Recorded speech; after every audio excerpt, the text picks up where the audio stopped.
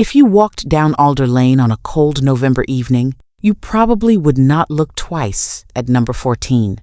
The small brick house sat midway along the terraced row, its front garden trimmed but unremarkable, its curtains drawn early against the wind that whistled down from the canal. Neighbors hurried past with shopping bags and schoolchildren, the glow from their phones lighting tired faces, and no one ever really wondered what went on behind that faded green door. Tell the truth. How often do you stop and ask yourself what kind of battles are being fought in the houses you pass every single day? Pause for a moment and think about your own street, because by the end of this story, you may never look at an ordinary house in the same way again, and you might even find yourself typing a comment about the people you once ignored. Inside number 14 lived an 81-year-old widow named Margaret Ellis. Her life had folded in on itself over the years, like a favorite coat worn thin at the elbows. The loudest sounds in her home were the ticking of an old mantel clock and the murmur of a radio she kept on, mostly so she would not feel the weight of her own breathing. Her husband Harold had been gone for nearly a decade, and her only daughter, Claire, worked long hours in London, promising visits that always seemed to land next month and somehow never quite arrived. Margaret told herself she understood. Everyone was busy now, always racing, always tired. Still, the silence of the little house often settled on her shoulders like a heavy shawl. Her world had shrunk to routines. Mornings meant tea in her favorite chipped mug, the one with a faded seaside scene, then a slow shuffle around the kitchen, counting out tablets, opening and closing cupboards that held more tins than she would ever need. She had grown up in lean times and never quite unlearned the habit of buying just in case.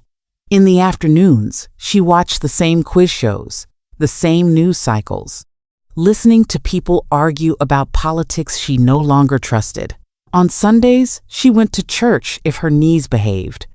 The rest of the week, she watched the street through a narrow gap in the curtains, telling herself she was simply keeping an eye on things, though, in truth, she was watching life go on without her. That was how she first noticed the boy. It was a Tuesday, sharp with frost. Through the misted glass, she saw a slight figure hovering near the bins by the corner shop across the road. A gray hoodie, far too thin for the weather, was pulled over his head. He stood with his back to the wind, hands buried in his pockets, gaze fixed on the ground with the kind of tiredness that does not belong on a young face. People walked past him without slowing, weaving around him as if he were a lamppost or a stray bag of rubbish someone had forgotten to pick up. Now and then a shopper came out of the corner shop, and the boy's eyes flicked towards the door with a flash of something, hope or hunger, or both, then slid away again when the person left, holding sandwiches or hot coffee without offering so much as a glance. Margaret watched longer than she meant to.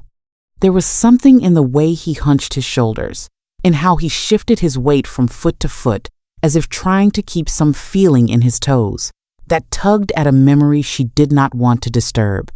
During the war, she had seen boys, not much older than him, standing in bread queues, faces pinched, pretending they were not hungry. Her mother had once dragged her by the hand to slip half a loaf into a stranger's bag when no one was looking, muttering that God was watching, even if the neighbors were not. That same instinct stirred now, decades later, in a frail body that still remembered what it meant to go without. By late afternoon, she saw the boy again. This time, he was closer, hovering at the very end of her path, near the low brick wall. He kept glancing back towards the corner shop, then up and down the road, as if trying to decide where to plant himself. His skin was the color of polished walnut, his cheeks hollower than they should have been, and his trainers looked as if they had seen better days long ago. He did not carry a bag, not even a cheap backpack, which struck Margaret as odd. No schoolboy she had ever known traveled that light. She stepped back from the curtain, pressing her hand to her chest. Common sense told her to leave it alone. "He could be trouble," she murmured to the quiet kitchen. News reports and whispered conversations at church had filled her head with stories about gangs, scams, young men who pretended to be desperate while their friends waited nearby to rush into houses as soon as doors opened. Her neighbor, Brenda from number 12, was always warning her, always sending her links to frightening articles and saying, "You're too trusting, Margie. You'll end up in the papers." It was easier, safer, to tighten the curtains and pretend she had not seen anything. But when she glanced back outside, she caught the boy lifting his head slightly, just enough for her to see his eyes. They were dark, wide, and carefully blank, like a wall someone had built after too many disappointments. Yet beneath that blankness flickered a look she recognized with painful clarity, the raw, startled expression of someone barely holding on. Against her better judgment, she shuffled towards the kitchen and opened the fridge. Shelves full of food stared back at her. Leftover stew from yesterday, wrapped plates of sandwiches she had prepared in advance, a tub of soup she had defrosted and then forgotten to heat. The contrast between her abundance and the boy's empty hands pricked at her conscience. What good was hoarding food that might end up binned when there was a child outside who looked as if a strong gust of wind might blow him over? Her fingers trembled slightly as she assembled a plate. 3 thick sandwiches, cheese and ham on soft brown bread, cut neatly into triangles out of sheer habit. An apple, shiny and red. A small packet of crisps she kept for when her granddaughter visited, though little Sophie had not been round in months. On impulse, she added a can of lemonade from the cupboard, slipping it into her cardigan pocket. Then she stood still, clutching the plate, listening to the drum of her own heart. "You're being foolish," she whispered. "What if he laughs at you? What if he is not even hungry?" Her voice sounded small in the cramped kitchen. Another thought crept in, this one softer, almost embarrassed. What if someone sees? She opened the back door instead of the front. The narrow passageway between the houses was damp and cold, smelling faintly of wet leaves and old bricks. Margaret stepped carefully, one hand on the wall for balance, making her way round to the front gate. From there she peered out, hiding behind the curve of the hedge. The boy was still there, now sitting on the low wall with his elbows on his knees, eyes fixed on the pavement. A bus roared past, blowing a gust of diesel fumes and litter that fluttered at his feet. He did not move. Margaret took a breath that felt much too deep for her fragile lungs, then pushed open the gate. The creak sounded far louder than usual. The boy's head snapped up, startled. Up close, he looked even younger, perhaps 15 or 16 at most. A faint line of stubble shadowed his jaw, as if he were growing into manhood without anyone to tell him how. "Excuse me, dear," she said, forcing her voice to remain steady. "You look cold out here." She held out the plate a little, not too close, trying not to crowd him. "I made too much. Would you like something to eat?" For a second, he just stared at her, suspicion tightening his features. His gaze flicked to the plate, then to her face, as if weighing a dozen possible tricks. "I'm fine," he muttered, though his eyes did not leave the sandwiches. Margaret noticed the way his throat moved when he swallowed. That tiny, involuntary motion answered every question she might have had. "I would feel better if you took it," she said gently. "You'd be doing me a favor. I cannot eat as much as I used to, you see, and I hate throwing food away." The corner of his mouth twitched, almost as if he wanted to smile but had forgotten how. Slowly, cautiously, he reached out and took the plate. His fingers were thin, the nails bitten down. "Thank you," he said, so quietly she barely heard it over the passing traffic. "You are welcome," she replied. "There is a bench by the bus stop, just there. It is a bit less draughty, You can sit if you like." She hesitated, wondering whether to ask his name, then decided not to press. "I will just be inside if you need anything else." She turned to go, relieved that her knees had not betrayed her. Behind her, she heard the faint rustle of paper as he dug into the food with a hunger that made her chest ache. She did not look back. Somehow, it felt important to give him privacy, as if eating in front of someone might make him feel like an exhibit. Once inside, she closed the door, leaned her forehead against the cool wood, and let out a breath she had been holding since the moment she stepped outside. From the living room window, she watched him again, this time from a distance that felt less intrusive. He ate quickly, not quite wolfing the food, but not lingering either, as if long practice had taught him meals could vanish without warning. When he finished, he wiped his mouth on his sleeve, then carefully folded the paper plate and tucked it into a nearby bin. That small, considerate act, tidying up when no one seemed to be watching, told her more about his character than any conversation could have. As twilight thickened, he pulled his hoodie tighter and walked away down the street, shoulders hunched against the wind. No one else appeared to notice him leave. Lights flicked on in surrounding houses, kettles boiled, televisions blared the early evening news, and Alder Lane settled into its usual rhythm.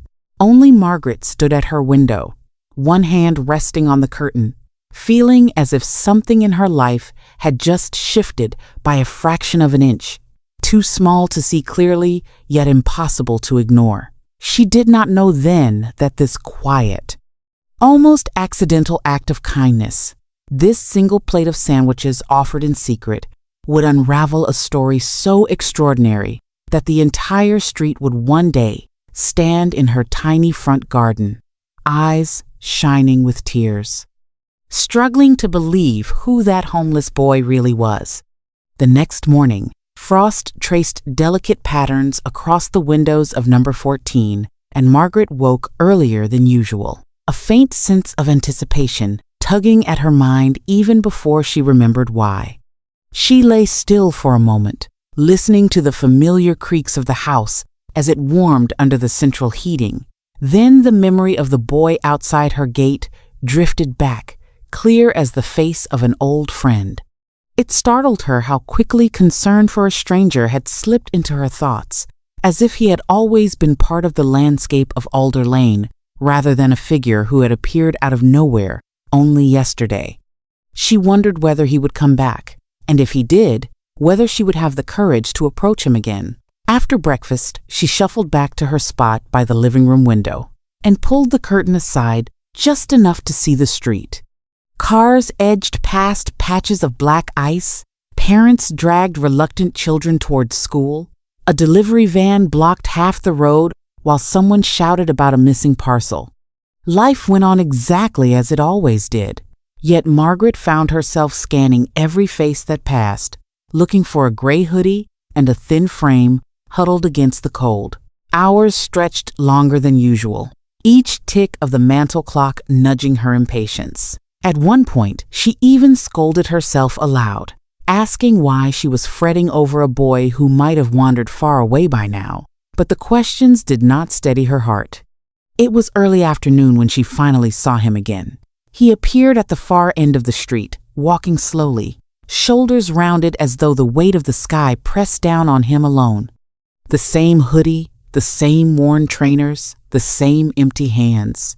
This time, he did not pause by the corner shop, perhaps remembering the ache of watching others walk out with food he could not afford. Instead, he headed straight for the bench near the bus stop, sank down with a weary sigh, and stared at the pavement as if it might offer answers. Margaret watched his lips move slightly, almost like a silent conversation with himself, and the sight pulled at some tender thread inside her chest. She moved into the kitchen without really deciding to, guided by a pull she no longer bothered to resist. Her hands were steadier today as she assembled another plate, this time with leftover stew ladled into a deep bowl, thick slices of bread tucked beside it, and a small carton of orange juice Claire had bought for Sophie on her last visit. She hesitated before pouring the stew, wondering how he would manage with something hot, then remembered a stack of disposable cups she kept in a drawer from an old church event. Quickly, she poured the stew into a wide-lidded cup, wrapped it in a tea towel for insulation, and set everything onto a tray. The simple act of preparing food for someone else filled the kitchen with a warmth that went beyond the hum of the boiler. When she stepped out of the front door this time, the cold bit her cheeks sharply, but her determination held firm.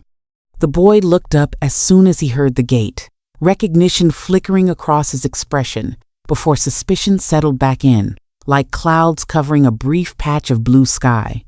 He seemed torn between standing up to walk away and staying rooted to the bench in case she brought another unexpected kindness. Margaret offered a small, reassuring smile, the sort she had once used on nervous nursery children when she worked at the local school decades ago. "I hope you do not mind an old woman fussing over you again," she said, voice light but genuine. "I made far too much stew yesterday. It tastes better the second day, or so I like to think." She moved slowly, giving him plenty of time to refuse, and held out the tray.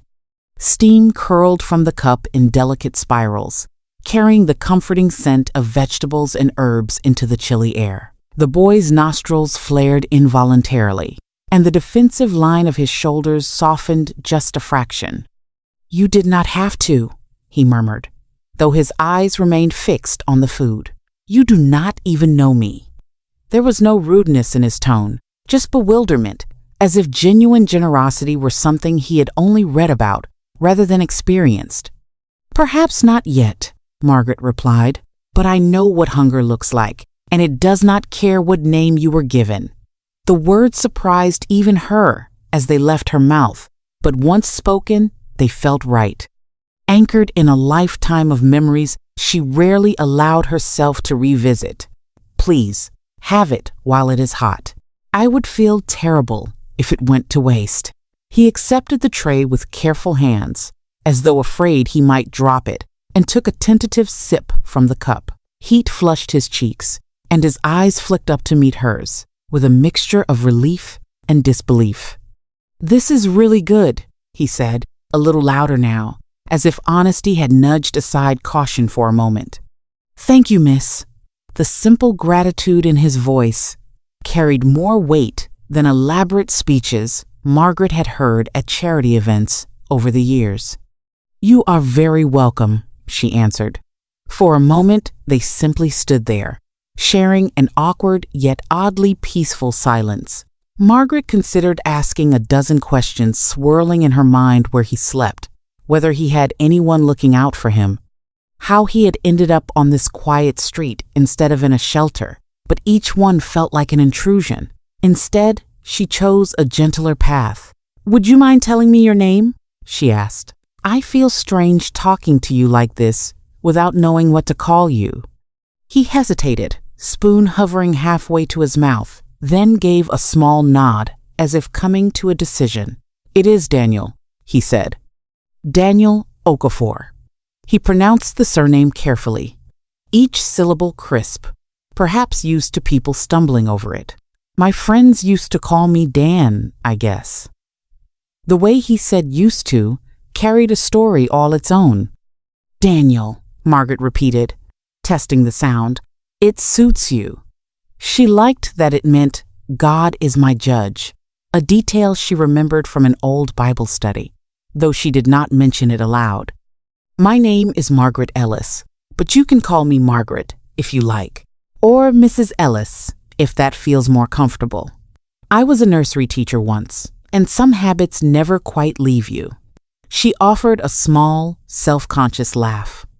"Margaret is okay," he said, and for the first time a faint, genuine smile touched his lips. It transformed his face, smoothing away some of the hardness that had settled there. For a fleeting second, she could imagine him in a school uniform, laughing with classmates, arguing about homework, living the kind of ordinary life most people take for granted. From across the road, a car door slammed, snapping the moment in two. Margaret glanced up to see Brenda from number 12, stepping onto the pavement with a carrier bag full of shopping. Brenda's sharp eyes swept the street automatically, landing on Margaret and Daniel in an instant. Her eyebrows shot up, and her lips pressed into a thin line of disapproval. Margaret felt a flush crawl up her neck. She had not intended for anyone to see these small acts of kindness. Something about their quiet simplicity felt private, almost sacred, like a prayer whispered rather than shouted. Brenda stared for a second longer, then turned away, muttering something under her breath as she hurried to her front door. Margaret watched her go, a knot of worry forming in her stomach. She knew exactly what would happen next. Hushed conversations over garden fences, sideways glances at the boy, rumors growing like ivy on old brick. People were quick to talk and slow to ask questions, especially when a stranger did not look like them or fit neatly into their understanding of who belonged on their tidy little street. "Do you need to go?" Daniel asked quietly, noticing the shift in her expression. There was no accusation in his voice, just resignation, as though he had seen the same pattern play out in different places too many times before. "No," Margaret said firmly, surprising herself with the strength in her tone. "I have nothing to be ashamed of." She straightened her shoulders, small frames suddenly filled with a quiet defiance. "But I think it might be better if we keep these visits between us for now, just until people get used to seeing you around. Not because you have done anything wrong, mind you, but because people can be a little quick to judge when they are afraid of what they do not understand." He studied her face, trying to decide whether to trust that explanation, then shrugged slightly. "I am used to that," he said. "People looking at me like I should not be there." He glanced down at the steaming cup, then back at her. "You do not look at me like that, though." "I look at you like a boy who should not be hungry," Margaret replied softly. "That is all." The truth of it settled between them like a solid bridge. "If you find yourself around here again tomorrow, I will probably have more food than I know what to do with. Old habits, you know." She allowed a faint smile to tug at her mouth. "Okay," Daniel said, almost shyly. "I will try to be around." As she turned to go back inside, he added, "Thank you, Margaret," with a sincerity that reached deeper than polite manners. She nodded in acknowledgement, not trusting her voice to stay steady. Back in her living room, she watched from behind the curtain as he ate every scrap, cradling the warm cup between his palms long after the stew was gone, as though soaking up its remaining heat. Eventually, he stood, adjusted his hoodie, and walked down the street with a gait that seemed slightly less burdened than the day before. The change was small, but Margaret noticed it, storing the image away like a precious photograph in an old album. That night, as she washed the few dishes left in her sink, her phone buzzed with a message from Claire apologizing again for not visiting and promising to come soon, definitely this time. Margaret stared at the screen for a long moment, then set it aside with a sigh. Strangely, the ache of disappointment felt less sharp than usual. Her life, which had seemed so small and repetitive only days ago, had expanded just enough to hold one more person within it, and that simple expansion made a world of difference. She lay in bed wondering about Daniel's story, imagining all the paths that might have led him to a bench on Alder Lane. Was there someone out there searching for him, or had he learned to stop expecting to be missed? Had he once had a bedroom full of posters and school books, or had life always been a series of temporary roofs and borrowed blankets? The questions circled her mind like restless birds, but beneath them all lay a steady conviction that she had done one small thing right. She could not fix the whole world, could not mend every broken story, but she could make sure that at least one boy went to sleep with a full stomach. As sleep finally crept over her, Margaret had no idea that her quiet decision to keep feeding Daniel in secret would soon set her on a collision course with the fears and prejudices of her neighbors, and that the truth about who he really was would one day shake Alder Lane to its core, leaving no one quite the same again. Over the next 2 weeks, a quiet rhythm settled over Alder Lane, one that most of the residents failed to notice but which slowly reshaped the days of an old woman and a homeless boy. Every afternoon, sometime between the school run and the evening rush, Daniel appeared near the bus stop, his figure small against the backdrop of gray pavements and terraced houses. At first, he hovered at the edge of the street, as he had done on that first day, hesitant and ready to bolt if anyone looked at him too closely. Gradually, as each meeting passed without incident, he began to walk more directly towards number 14, though he always stopped short of the gate, waiting respectfully for Margaret to make the first move. Inside the modest house, the ticking clock and murmuring radio now shared Margaret's attention with the prospect of Daniel's arrival. Her days, once flat and interchangeable, now carried a quiet purpose. She found herself planning meals not just for herself, but for an invisible guest, checking recipes that could stretch a little further, adding extra vegetables, so portions would be hearty, yet inexpensive. Old habits of careful budgeting returned, not as a burden, but as a familiar craft she had not practiced in years.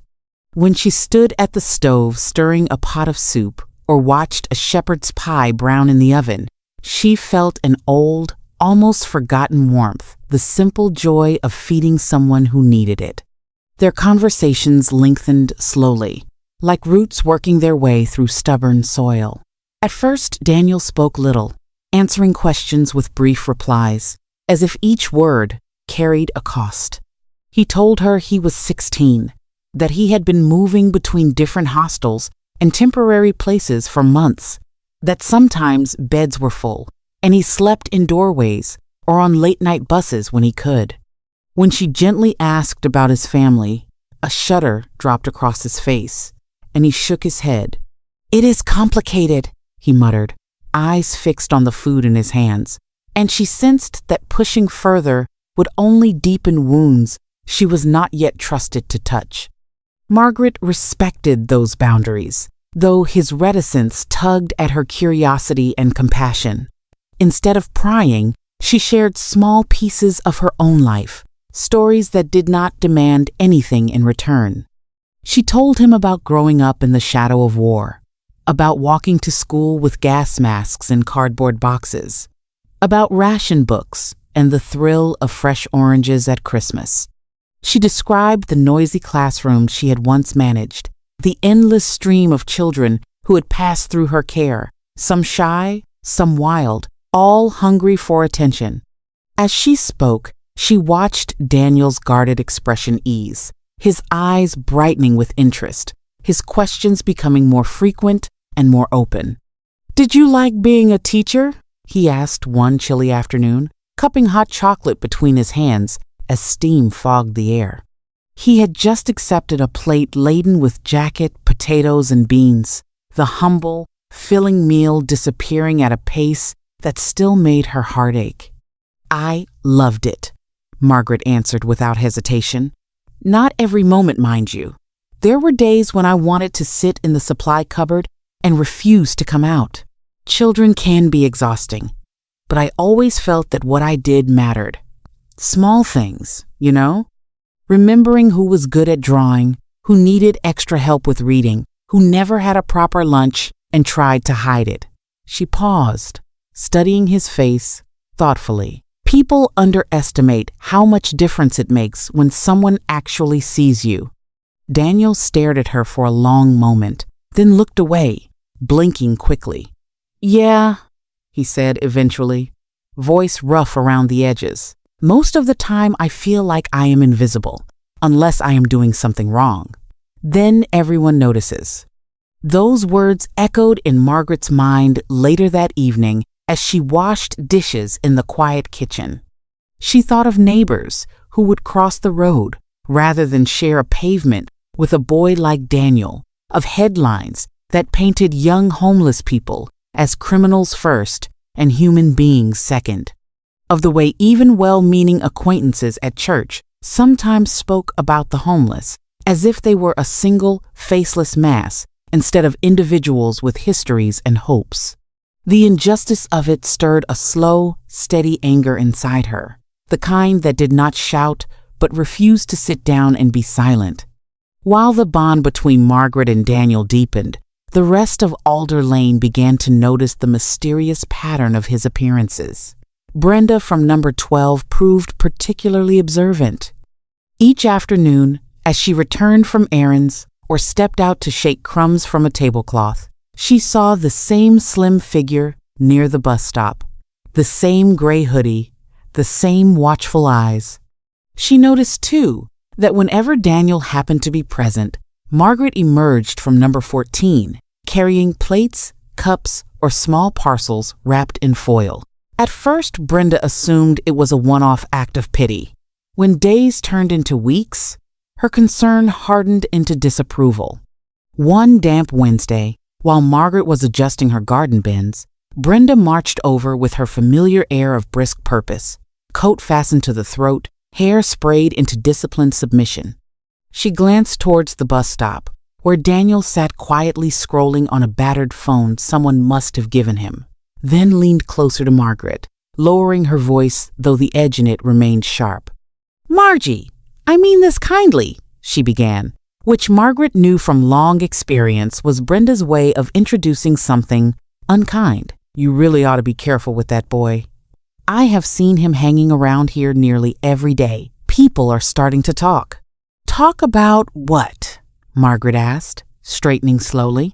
She had grown smaller with age, but something in her gaze remained steady, unyielding. "Well, about why he is here, for a start. None of us have seen him before. He does not live on this street. He certainly does not go to the local school.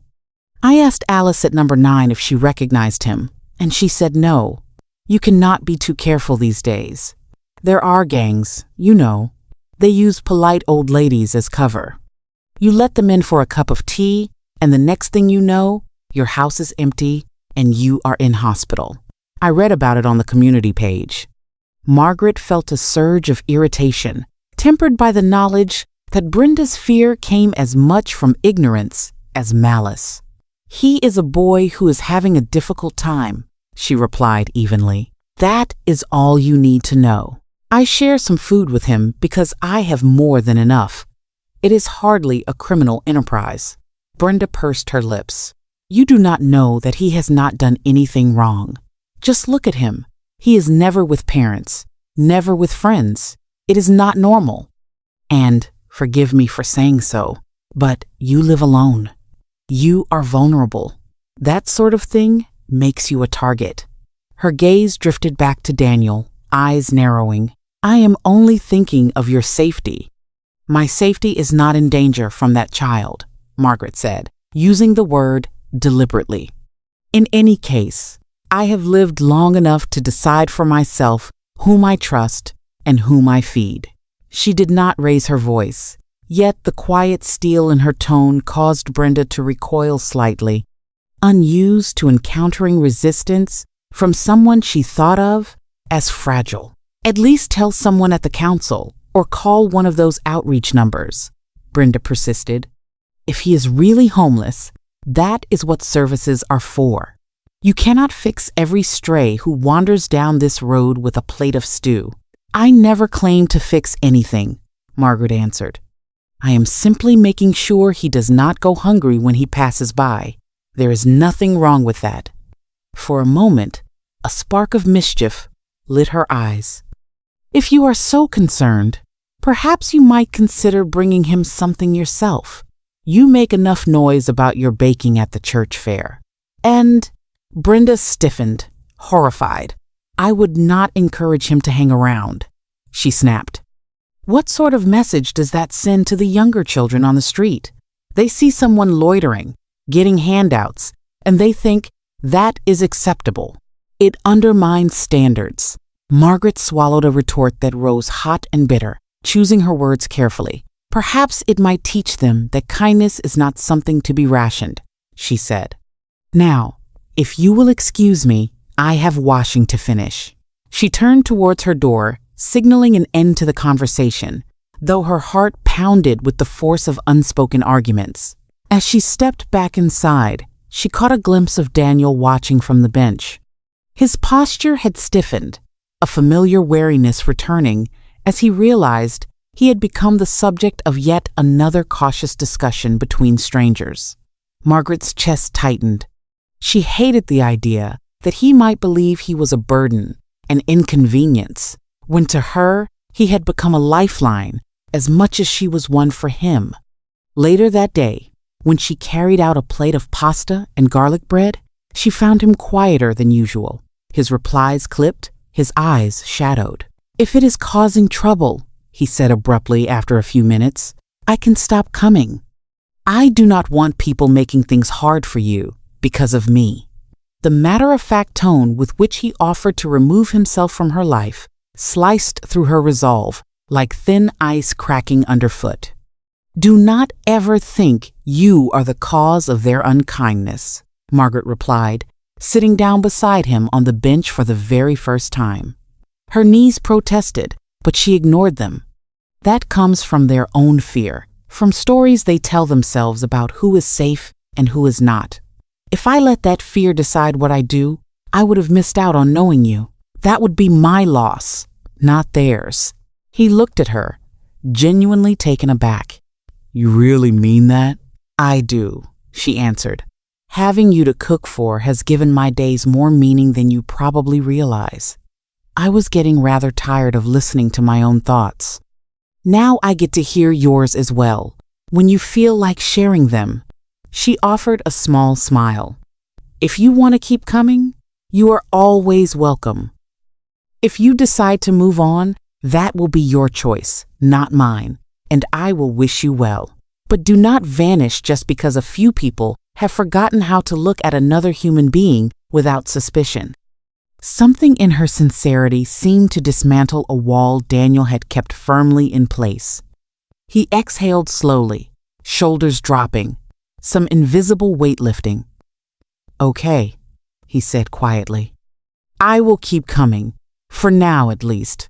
There was a hint of something, almost like hope, in his voice. As autumn deepened into winter, the secret arrangement between the old woman and the homeless boy continued, threaded through with unspoken trust. They shared meals and fragments of their histories, gradually weaving a bond that neither had expected to find. Meanwhile, in living rooms and over garden hedges, whispers about "that lad near number 14" grew louder, feeding on fragments and assumptions. No one on Alder Lane yet realized that the boy they gossiped about carried a hidden past that would soon rewrite the story of the entire street, or that the woman they thought of as fragile possessed a strength they had long overlooked. The first real snow of the year came earlier than anyone expected, arriving on a Sunday morning with a quiet determination that transformed Alder Lane into a postcard scene. Thin flakes drifted down at first, tentative and scattered, then thickened into a steady curtain that softened the harsh edges of parked cars and worn pavements. Children squealed as they pressed their noses to windows, plotting snowmen and snowball fights, while adults sighed at the thought of slippery roads and frozen pipes. In number 14, Margaret stood by the window with a mug of tea cradled between her palms, watching the world outside turn white. She wondered whether Daniel would appear today, or whether the cold would drive him to seek shelter somewhere warmer, perhaps in a train station or a crowded shopping center where security guards might move him on every few hours. The thought of him out in this weather tightened something around her heart.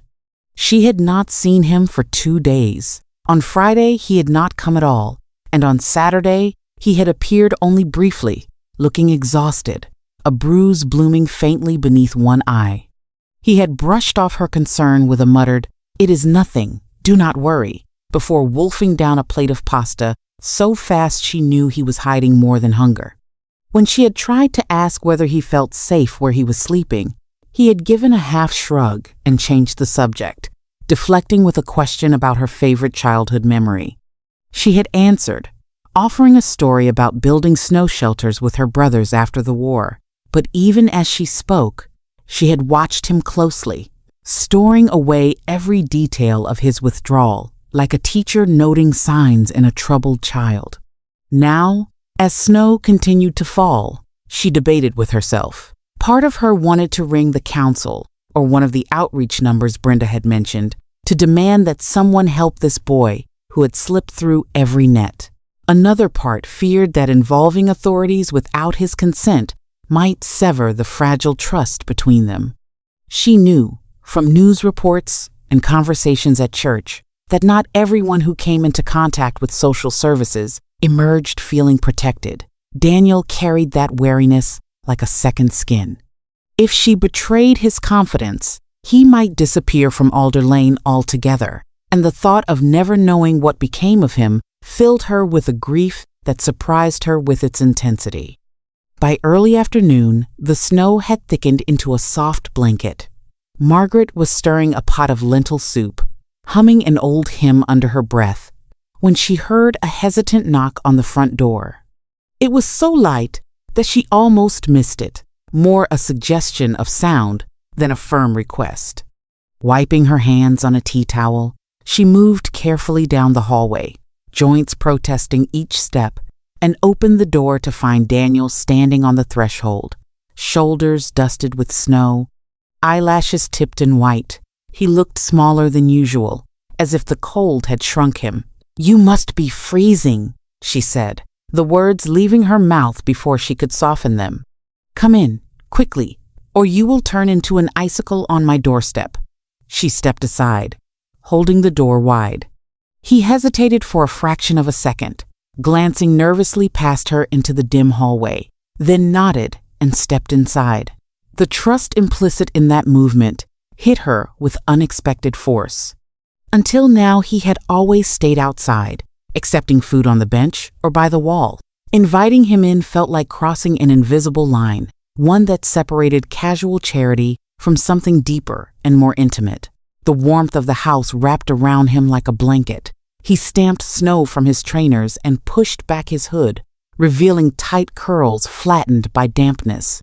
His cheeks were red with cold, and his hands trembled slightly as he unzipped the thin hoodie, revealing a faded t-shirt underneath. Margaret had to bite back a gasp at how little insulation he had between his skin and the biting air outside. "Hang that on the radiator," she said gently, gesturing to the hallway heater. "I will find you something dry to put over it while it warms up." She moved towards the spare room where Harold's old jumpers still lived in a chest of drawers, untouched since his death.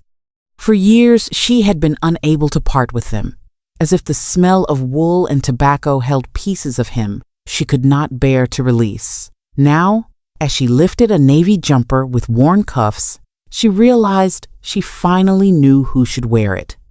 Back in the hallway, she held out the jumper with a small, almost apologetic smile. "This was my husband's," she said. "He would have wanted someone to get some use out of it. It might be a bit big, but that just means it will be warm." Daniel looked at the jumper, then at her, an unspoken question in his eyes.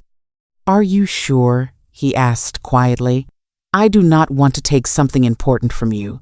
"You would not be taking anything," she replied. "You would be giving it a new purpose. Clothes are meant to be worn, not kept in drawers like museum pieces."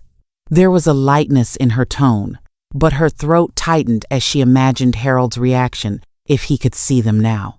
He had always been the one stopping to help strangers with broken-down cars, sharing flasks of tea with cold workers at building sites, pressing notes into the hands of buskers when he thought she was not looking. He would have liked this boy, she thought. He would have told him bad jokes until he laughed, whether he wanted to or not. Daniel slipped the jumper over his head. It hung loosely on his frame, but the thick knit swallowed him in warmth. He tugged at the sleeves, which extended past his wrists, and a shy smile tugged at his mouth. "It smells like someone's house," he said, searching for the right words. "Like normal, you know, not like the shelters." The simplicity of his observation lodged in her chest like a stone. "In here," she said, leading him into the small living room. The gas fire flickered gently, casting soft light over worn furniture and shelves lined with photographs. Family faces smiled from silver frames. Her parents, on their wedding day, Claire as a toddler in a sandpit, Harold grinning beside a dented car that had long since been scrapped, little Sophie clutching a balloon at a fair. Daniel glanced at the photos with a mixture of curiosity and caution, as if unsure whether it was polite to look too closely at another person's memories. "Sit down," Margaret urged, motioning towards the armchair closest to the fire. "I will bring the soup in a moment. Mind you do not burn your tongue.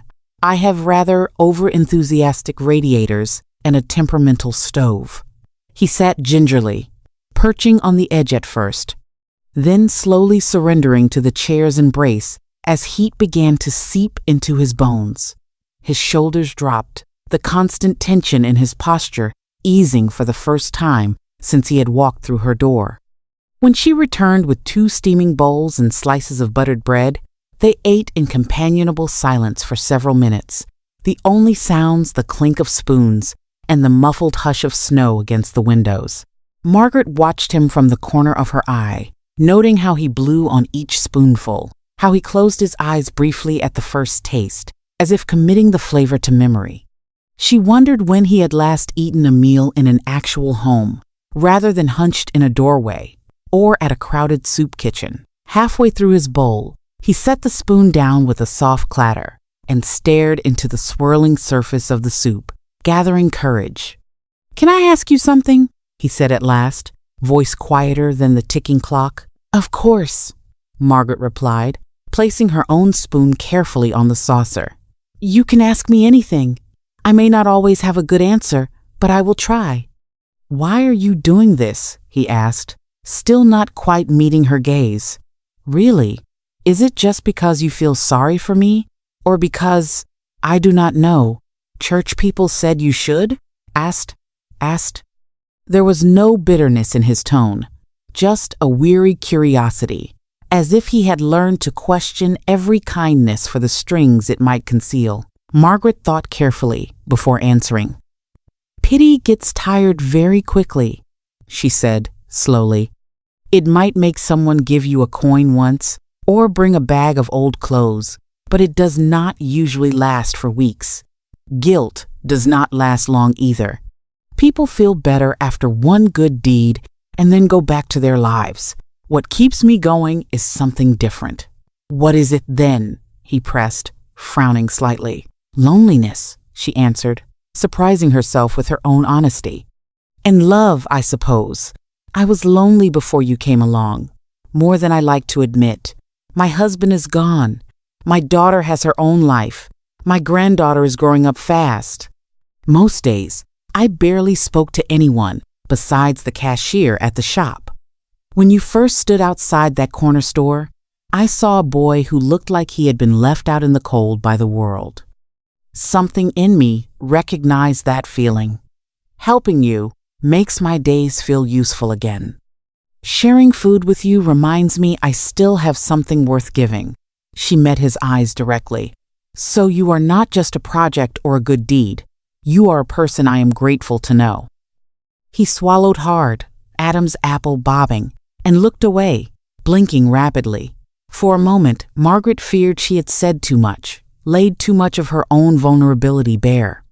Then, in a voice so low she could barely hear it over the fire, he murmured, "No one has said anything like that to me in a long time." Silence settled, not awkward but heavy with unspoken histories. Snow pressed against the windows, muting the outside world.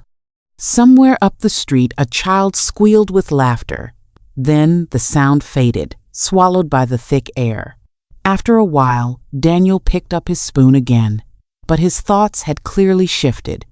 "My mom used to say something like that," he said abruptly, "about having something to give, even when things were bad." He took a deep breath, She worked nights at the hospital, in A&E, long shifts, always tired. But every Sunday, she would make a big pot of jollof rice and bring containers to some of the old people on our estate who could not cook anymore. She would say, "Daniel, when life is hard, you do not close your hands, you open them." I did not get it then. I thought she was just making more work for herself. Margaret listened, barely daring to move. This was the first time he had mentioned his mother, beyond that single, painful, "It is complicated." "What happened to her?" she asked gently, after giving him space to continue if he chose. He stared at the remaining soup as if it might swallow his memories. "She got sick," he said finally. "It started as just being tired. We thought it was just the shifts. Then she started getting dizzy, bruises that would not go away. By the time she went to the doctor properly, it was—" He trailed off. Jaw tightening. "Leukemia. The aggressive kind. They tried chemotherapy. It did not work. One day she went into hospital, and—" His voice broke. He pressed his lips together, breathing hard, fighting tears with a determination that made Margaret's own eyes sting. "I am so sorry," she said softly. The phrase felt small compared to the magnitude of his loss, but it was all she had. "After that, it was just me and my dad," he continued, voice flat now, as if reading from a report rather than reliving his own life. He was not around much before, but he tried for a bit, took time off, cooked badly, burned everything. A brief ghost of a smile crossed his face. Then he started disappearing again.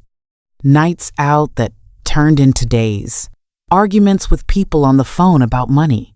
One day, he just did not come back. Social services got involved when the neighbors complained about me being on my own so much. They put me in a foster placement. It did not go well. He flexed his fingers, the knuckles whitening. Lots of rules. Lots of shouting. They said I had an attitude. I said they did not know anything about me. Maybe we were both right. I ran away. Been moving around since.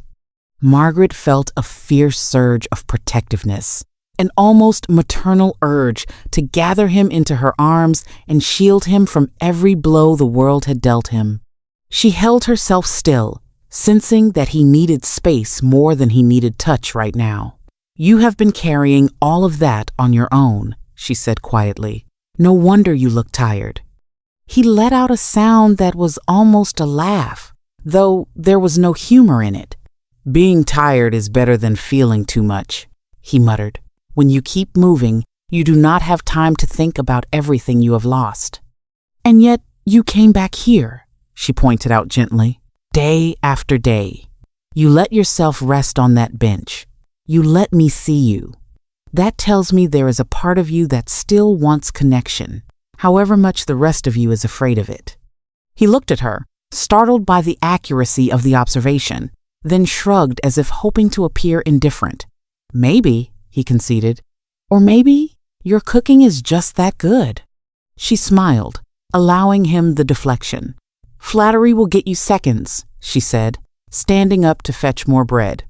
As she moved towards the kitchen, she heard him whisper something almost inaudible, a single sentence that wrapped around her like a fragile thread. "It feels like home here," he murmured, perhaps not intending for her to hear. "Just for a bit." Those words stayed with Margaret long after Daniel left that evening, slipping back into the whitened world with Harold's jumper on his back and heat in his cheeks. She stood in the doorway and watched him walk away until he turned the corner, disappearing into the blue-gray dusk. Snow continued to fall, burying footprints as quickly as they formed, but his presence lingered in every room of her house. For the first time in a long while, she did not feel like an old woman waiting for life to end. She felt like someone standing at the beginning of a story whose ending she could not yet see, but which she knew would change them both. What neither of them knew was that in another part of the city, a tired social worker named Helen Carter was staring at a missing persons file stamped with the name Daniel Chukwuemeka Okafor, wondering whether today would be the day she finally heard anything about the boy who had vanished from the system months earlier. Their paths were about to intersect in a way that would expose every secret on Alder Lane and reveal the truth about who Daniel really was. A truth that would one day bring an entire street to Margaret's small front garden, tears on their faces and questions in their hearts. In a cramped office on the third floor of the city council building, far from the snow-softened quiet of Alder Lane, Helen Carter rubbed her eyes and stared for the 100th time at the dog-eared file on her desk. Fluorescent lights buzzed overhead, casting a flat glow over stacks of paperwork and the half-finished cup of coffee that had long since gone cold. Outside her window, traffic crawled along salt-strewn roads, but inside everything seemed suspended around that single name printed across the worn cardboard: Daniel Chukwuemeka Okafor, missing from care. The case had been open for months, stubbornly resisting closure, like a book that refused to have its last chapter written. Helen had been a social worker for over 15 years. She had seen more files than she cared to count, each one a story of struggle, broken trust, and fragile hope. Most followed a grimly familiar pattern: crisis, intervention, some kind of placement, and then, with luck, a foothold toward stability. Not all ended well, but even the hardest cases usually moved somewhere into adoption, long-term foster care, independent living. A missing from care file felt different. It was not just a record of the past, but a question mark hanging over the present, a constant reminder that a child was somewhere out there without the safety net everyone had fought, however imperfectly, to provide. She flipped the file open, though by now she could have recited much of it from memory. Birth certificate, born in the city hospital, healthy weight, mother listed as Amaka Okafor, father as David Okafor. School reports from primary years: bright, curious, above average in English and music, prone to distraction when bored.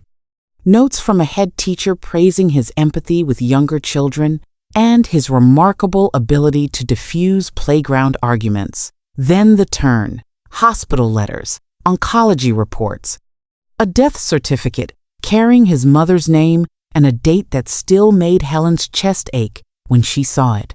After that, incident logs, neighbors' complaints about a boy left alone at night, welfare checks, a father whose grief had curdled into absence, culminating in Daniel entering the care system aged 15 with a small rucksack and eyes that looked older than they should. Helen traced a finger down a familiar paragraph. First, foster placement, conflicting accounts of arguments, allegations of rudeness and non-compliance. Daniel reporting feeling not wanted, carer noting he was withdrawn and defensive. She remembered her first meeting with him there, sitting stiffly on the edge of a sofa while the foster mother talked over him, describing his attitude problem as if he were not in the room. Afterwards, outside by the garden gate, he had muttered, "You do not have to keep pretending this is going to work," before shoving his hands into his pockets and staring at the pavement with that careful, shuddered look. She was seeing more and more in teenagers who had learned that adults rarely stayed. The final pages were the hardest to read: missing from placement, failed to return from school, initial assumption, staying with friends. Follow-up revealed no confirmed contacts. Inquiries made at local hostels and youth services. Police notified. Case logged as missing. A timeline of attempted contacts followed.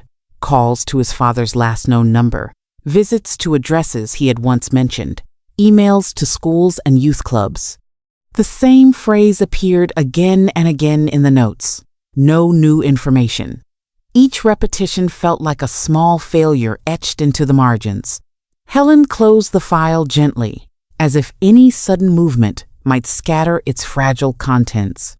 Her colleagues had suggested, more than once, that she accept the likelihood that Daniel had moved far beyond their reach, perhaps to another city, perhaps couch surfing, with people who would never introduce him to official channels again. "We did what we could," they said, not unkindly. "You cannot save everyone, Hel." She knew the rational truth of that statement, but it did nothing to ease the knot in her stomach whenever she looked at his photograph. A school portrait taken just before his world fell apart, showing a boy in a navy jumper and tie, eyes bright but wary, lips caught between a smile and something more serious.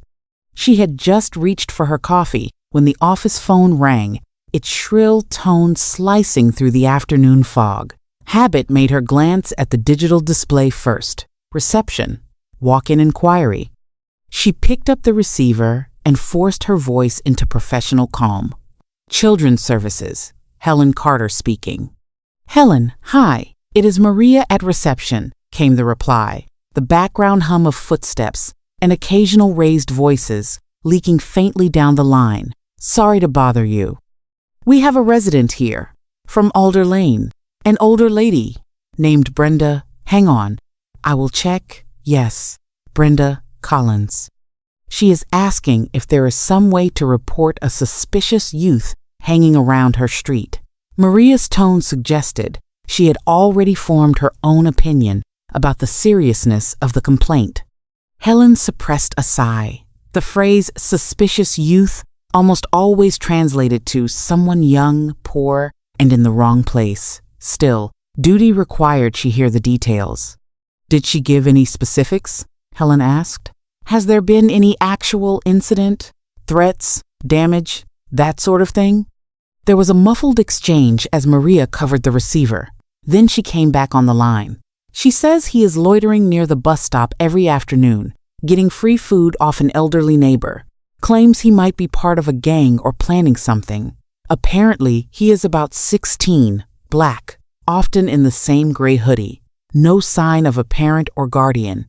She is worried about the old lady being taken advantage of and says the boy should be removed before he causes trouble." Her words, not mine. Helen felt that familiar mixture of frustration and concern rise in her chest. On one hand, she had fielded too many calls from people whose prejudice dressed itself up as public safety. On the other, she could not ignore the mention of a teenager with no visible support, spending cold afternoons on a residential street, reliant on the kindness of a single elderly neighbor. There was enough there to warrant attention, and something in the description stirred an uneasy recognition she could not immediately place. "Did she give an address?" Helen asked, already reaching for a notepad. "Yes," Maria replied. "She says she lives at number 12, and the elderly neighbor is at number 14, Alder Lane." Helen wrote down the details, the street name tugging faintly at her memory. She had seen it before. She was sure of it. "All right," she said. "Thank her for her concern and let her know someone from Children's Services will look into it. Do not promise any specific outcome, just that we will follow up." After she hung up, she flipped through a mental map of her caseload. Alder Lane? The name? Finally slotted into place when she opened Daniel's file again and scanned the section listing addresses of family, friends, and previous neighbors.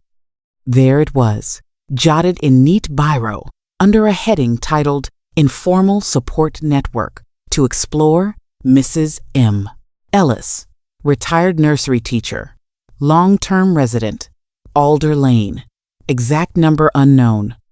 Mentioned by Daniel's mother as a kind lady at church who always remembers his birthday. At the time, busy with urgent placement issues, Helen had underlined it as a contact to follow up when things settled. Then everything had spiraled. Foster home breakdown, school problems, Daniel's disappearance, and the note had become just another line in a crowded file. Now her heart thudded a little faster as pieces began to shuffle into place. An elderly neighbor on Alder Lane, feeding a teenage boy who appeared each afternoon, a boy about 16, black, often in the same gray hoodie, a missing teenager with ties, however faint, to that very street.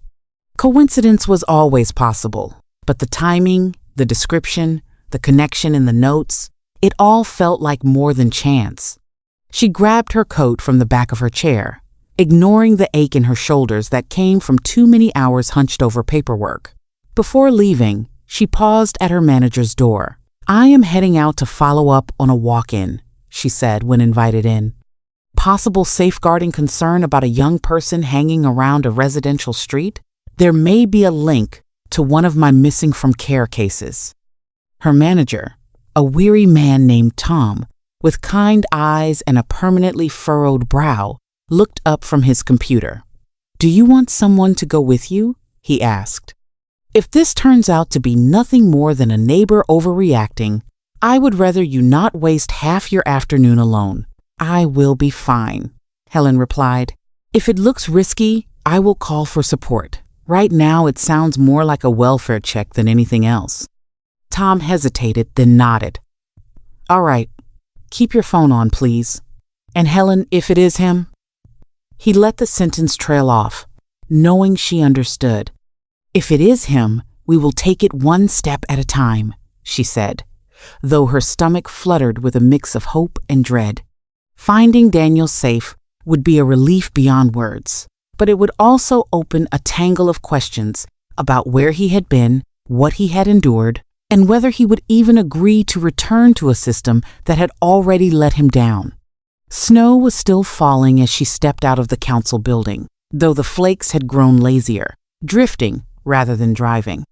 The streets glistened with slush, and her boots left clear prints as she walked to her car. As she drove towards Alder Lane, tires crunching softly over grit, she rehearsed possibilities. Perhaps the boy was not Daniel at all, but another teenager slipping through unseen cracks. Perhaps the neighbor's fears were exaggerated, and all that was needed was reassurance and a bit of mediation between generations. Or perhaps, just perhaps, this would be the day a long open file finally gained a living, breathing answer. On Alder Lane, life continued with the quiet routines Helen had seen on 100 other streets. Steam curled from chimney pots, front gardens lay tucked under a thin layer of snow, and faint sounds of televisions drifted from behind closed curtains. She parked at the far end and walked the rest of the way, preferring to approach on foot rather than announce her arrival with slamming doors and idling engines. Her breath puffed out in pale clouds as she counted house numbers until she reached 12 and 14. Number 12 sported neat hanging baskets stripped of flowers by the season, their frames dusted with white. Number 14 stood modest and unassuming, its green door slightly weathered, a small ceramic plaque reading Ellis hanging beside the bell. For a moment, Helen simply looked at the house, imagining the woman who lived there, the meals she might have cooked, the conversations that might have taken place over teacups and fading photographs. Somewhere nearby, if the receptionist's account was accurate, a boy was relying on this woman's kindness more than anyone realized. A movement at the bus stop drew her eye. A slim figure sat on the bench, shoulders wrapped in a navy jumper that looked too big, a gray hoodie visible underneath. He was staring at the ground, foot tapping lightly, as if marking out an internal rhythm. Even from this distance, something about the slope of his shoulders, the angle of his jaw, sent a jolt through her.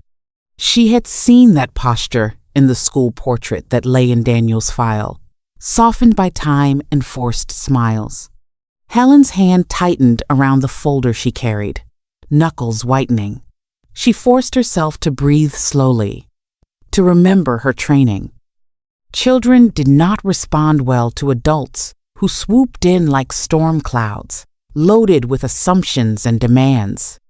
If this was Daniel, he was not just a case number or a long-awaited tick on a list. He was a young man who had survived months on his own, who had every reason to distrust the system she represented. She decided, in that moment, to start not with the boy, but with the woman who had been feeding him. Rapport with a trusted adult could make all the difference between cooperation and flight. Turning away from the bus stop for now, she walked up the short path to number 14 and rang the bell, the chime echoing faintly within. Inside, Margaret looked up from the kitchen sink, where she had been rinsing bowls from lunch. The sound of the bell made her frown slightly. Unexpected visitors were rare. Wiping her hands on a towel, she shuffled down the hallway, pausing briefly to straighten a framed photograph of her and Harold on their 50th anniversary, as if the image might lend her strength. When she opened the door, she found a woman in her late 30s or early 40s on the step, wrapped in a sensible coat, snow caught in her hair, a council identification badge hanging from a lanyard around her neck. "Mrs. Ellis?" the woman asked, offering a small, respectful smile. "My name is Helen Carter. I am a social worker with Children's Services. I wonder if I might have a quick word with you about a young person who has been spending time on this street." For a heartbeat, Margaret's stomach dropped. Instinctively, her gaze flicked past Helen towards the bus stop, where she knew Daniel often sat around this time. She caught a glimpse of him, head bent, hands in his pockets, completely unaware of the conversation about to unfold. A protective instinct roared to life inside her, surprising in its ferocity. She gripped the edge of the door a little tighter, drawing herself up despite the tremor in her knees. "That depends," she said slowly, "on what exactly you intend to do about him." In that instant, standing on a snowy doorstep, the quiet world of Alder Lane and the overstretched system of care that had lost one of its own converged. What happened next would determine not only Daniel's future, but also how an entire neighborhood would come to see him and the woman who had fed him in secret, not as problems or curiosities, but as the beating heart of a story that would change them all. The living room of number 14 felt smaller, with 3 people in it, each carrying their own weight of expectations and fears. Daniel stood just inside the doorway, shoulders tense beneath Harold's navy jumper, eyes flicking quickly around the room as if assessing exits, distances, potential threats. Helen remained by the straight-back chair, deliberately not moving closer, giving him space to decide whether he wanted to sit, stand, or bolt. Margaret hovered near the kitchen archway, one hand resting lightly on the doorframe, her presence a quiet anchor. For a few seconds, no one spoke. The ticking of the mantel clock sounded louder than usual, marking out the stretched moments. Snow-filtered light seeped through the curtains, casting a gentle glow over the worn armchairs and framed photographs. To an outsider, it might have looked like an ordinary scene: a social worker visiting an elderly resident, a boy dropping by after school. Only the wary set of Daniel's jaw and the folder on Helen's lap hinted at the deeper currents running beneath the surface. "You can sit wherever you feel comfortable," Helen said at last, her tone calm, as if she were offering a chair in a waiting room rather than a crossroads in a young man's life. "Or stand, if you prefer. This is your conversation as much as anyone's." Daniel hesitated, then moved towards the armchair nearest the fire, the one he had sat in earlier that very day while thawing out from the snow. He did not sink into it as he had before, though. He perched on the edge, back straight, hands clasped tightly between his knees. Margaret took the space at the end of the sofa, not too close, a silent signal that she was present but not about to speak for him. Helen remained on the harder chair, a deliberate reminder that she was a guest here, not the owner of the room. "I am going to say something you have probably heard before," Helen began, resting her hands lightly on the closed file. "But I am going to try to say it differently. I work for Children's Services, which means my job is to make sure young people are safe. When someone under 18 disappears from a foster placement, we do not just close the file and wish them luck. We worry. We look. We hope they have found somewhere decent, But we also know that the streets are not kind to people your age. Daniel's eyes narrowed slightly. You mean you worry about getting into trouble if something bad happens to us? He said, the bluntness of a boy who had heard too much bureaucratic language and not enough plain truth. Helen accepted the criticism with a small nod. There is some truth in that, she admitted. The system is accountable. People ask questions when a young person goes missing. Reports get written. Managers get nervous. But for those of us who stay in this job longer than a year, it can not only be about covering ourselves. That is not enough to keep you going when you read files like yours. She tapped the folder gently. I have known your name for months, Daniel. I have seen the notes your mom wrote, asking for help. I have seen the way things fell apart after she died. You are not just another line on a spreadsheet to me. He looked away at the mention of his mother, jaw tightening. If I am not just a line, he muttered, why did nothing you did stop everything from going wrong in the first place? The question hung in the air, raw and fair. Margaret felt it sting on Helen's behalf and on Daniel's, understanding too well the disappointment that came when institutions did not live up to their promises. She watched the social worker closely, curious to see whether she would deflect or own the failure. Helen drew a slow breath. Some things went wrong that should not have, she said. Your mom asked for more support earlier than the records made it sound. She was juggling night shifts and hospital visits for herself, and she was worried about how much time you were spending alone. Resources were tight, caseloads were high, and someone decided she was coping well enough for now. That judgment was not fair. By the time it became obvious how serious her illness was, everything happened very fast. We should have made sure you had a proper plan for what would happen next, with people you trusted lined up. We did not. For that, I am sorry.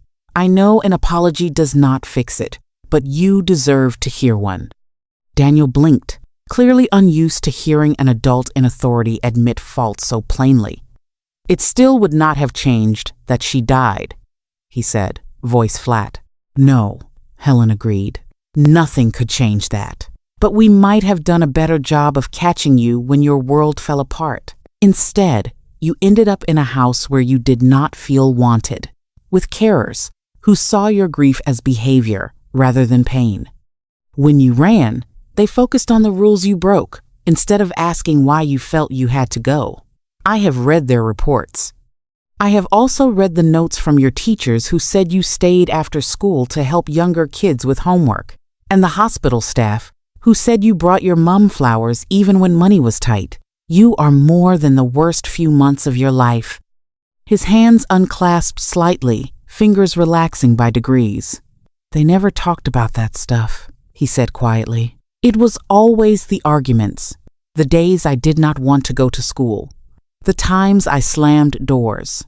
That is because systems like mine are very good at recording problems and less good at capturing strengths, Helen replied. But the strengths are there, and they matter when we think about what might come next. Silence settled for a few beats. Margaret cleared her throat gently. He has been a great help to me, she put in, feeling that those strengths deserved more than words on a page. He carries my shopping, fixes the television when it sulks, listens to my stories even when I repeat them.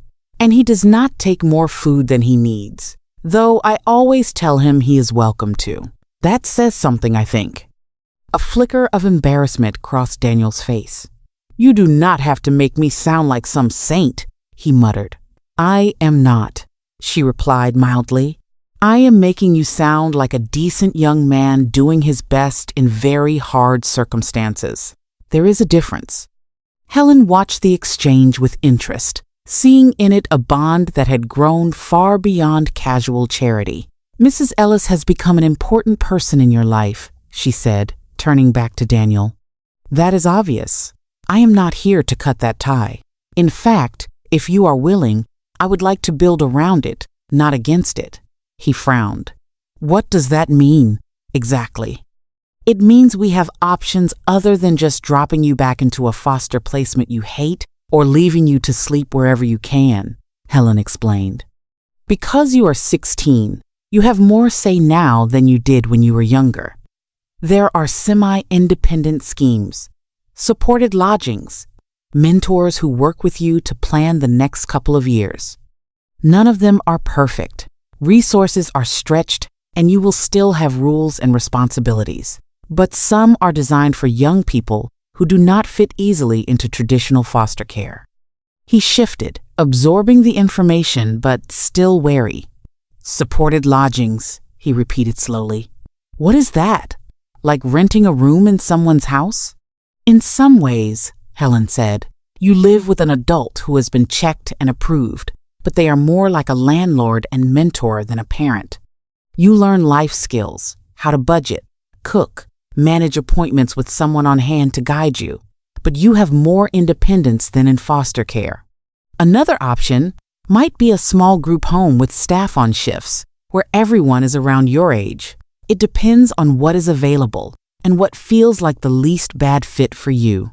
The least bad, he echoed with a wry twist of his mouth. That does not sound very hopeful. Helen gave a small, rueful smile. I am not going to sell you something by pretending it is perfect, she said. You have had enough false promises. But I do believe we can find something better than bus stops and night buses. She hesitated, then added, and we can do it in a way that keeps your connection with Margaret. If she agrees, we could formally recognize her as part of your support network. That might mean visits, phone calls, even meetings where her voice is heard when decisions are made about you. Margaret blinked, surprised. They would really let an old woman like me have a say, she asked. I am not exactly what you would call a professional. You are someone he trusts, Helen replied. In my line of work, that counts for a lot. We can organize what is called a family group conference, though in your case, that might mean the family you have chosen rather than the one you were born into. We sit down together, look at what you want, what support you have, what gaps exist, and try to design something that does not ignore the relationships that matter most. Daniel chewed on his lower lip, thinking, what if I say no? He asked. What if I tell you I just want things to stay like they are now? Me coming here, eating, helping out, sleeping where I can. Then I will worry about you, Helen said gently. I will write in my file that you are at risk, and I will have to keep trying to check on you. I could involve the police more, push harder, to have you returned to care. Some workers might go that route, but the truth is, forcing you into something you hate rarely ends well. You would run again, and we would be back where we started. What I am asking is that you let us try a different way this time, a way where you get to say what you need and what you cannot accept. He looked at Margaret, seeking something in her eyes that would tip the scales. What do you think I should do? He asked, voice barely above a whisper. Her heart clenched at the trust in that question. Part of her wanted to say, stay here with me, where I can keep an eye on you, but she knew that was not realistic. Her house had too many stairs, her health too many uncertainties, and the council would never approve a full-time placement with a woman in her 80s, no matter how willing she felt. I think, she said slowly, that you deserve more than scraps of safety and kindness snatched where you can find them. I will always feed you when you knock on my door, as long as I have breath in my body and food in my cupboards. But I cannot give you everything you need for the long term. I cannot be awake at night if you get sick. I cannot chase off the dangers that lurk on the streets. Maybe, just maybe, this is an opportunity to build something sturdier around that little bit of home you have found here. Tears pricked the corners of his eyes, though he blinked them back fiercely. What if it goes wrong again? He whispered. What if I try, and it is the same as before, and I end up feeling worse because I trusted you, and it still did not work? Then you come back here, she said simply. We make more soup. We complain about the world together. And you remind Helen of what she promised today, that she would listen to you properly this time. She glanced at the social worker, who met her gaze and nodded. I cannot guarantee that every adult you meet will behave well, Helen said. I wish I could, but I can guarantee that you will not be alone in dealing with them. If something feels wrong, you call me. If I do not respond, you tell Margaret and she will shout at me until I do. We will not file you under too difficult and move on. That is my commitment to you, and you are welcome to write it down and wave it in my face later if I forget. A shaky laugh escaped Daniel then, an unexpected burst of sound that eased some of the tension in the room. You have not seen how loud she can get when she is annoyed, he said, nodding towards Margaret. That might actually work. I will take that risk, Helen replied, a hint of humor softening her features. For the first time since he had stepped into the room, Daniel allowed himself to lean back slightly in the armchair, the cushions taking some of the weight he had been carrying on his own shoulders for too long. Outside, the snow had eased into a light dusting, the sky shifting from gray to the faintest hint of blue. Inside, something fragile but real was taking shape, not a neat solution, not a miracle rescue, but the beginnings of a plan built on honesty, respect, and the stubborn refusal of an old woman and a tired social worker to let one more boy slip through the cracks unnoticed.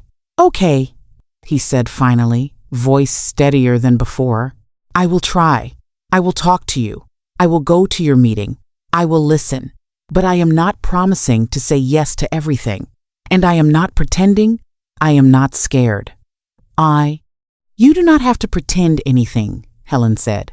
Being scared and still showing up is more than enough for now. Margaret rose slowly, her joints protesting, and moved towards the dining table. In that case, she said, with the practical briskness of someone who had held many fragile moments together, with nothing more than a warm meal, we should discuss all of this over food. Big decisions ought never be made on an empty stomach. I have stew on the stove and bread in the oven. Helen, you too.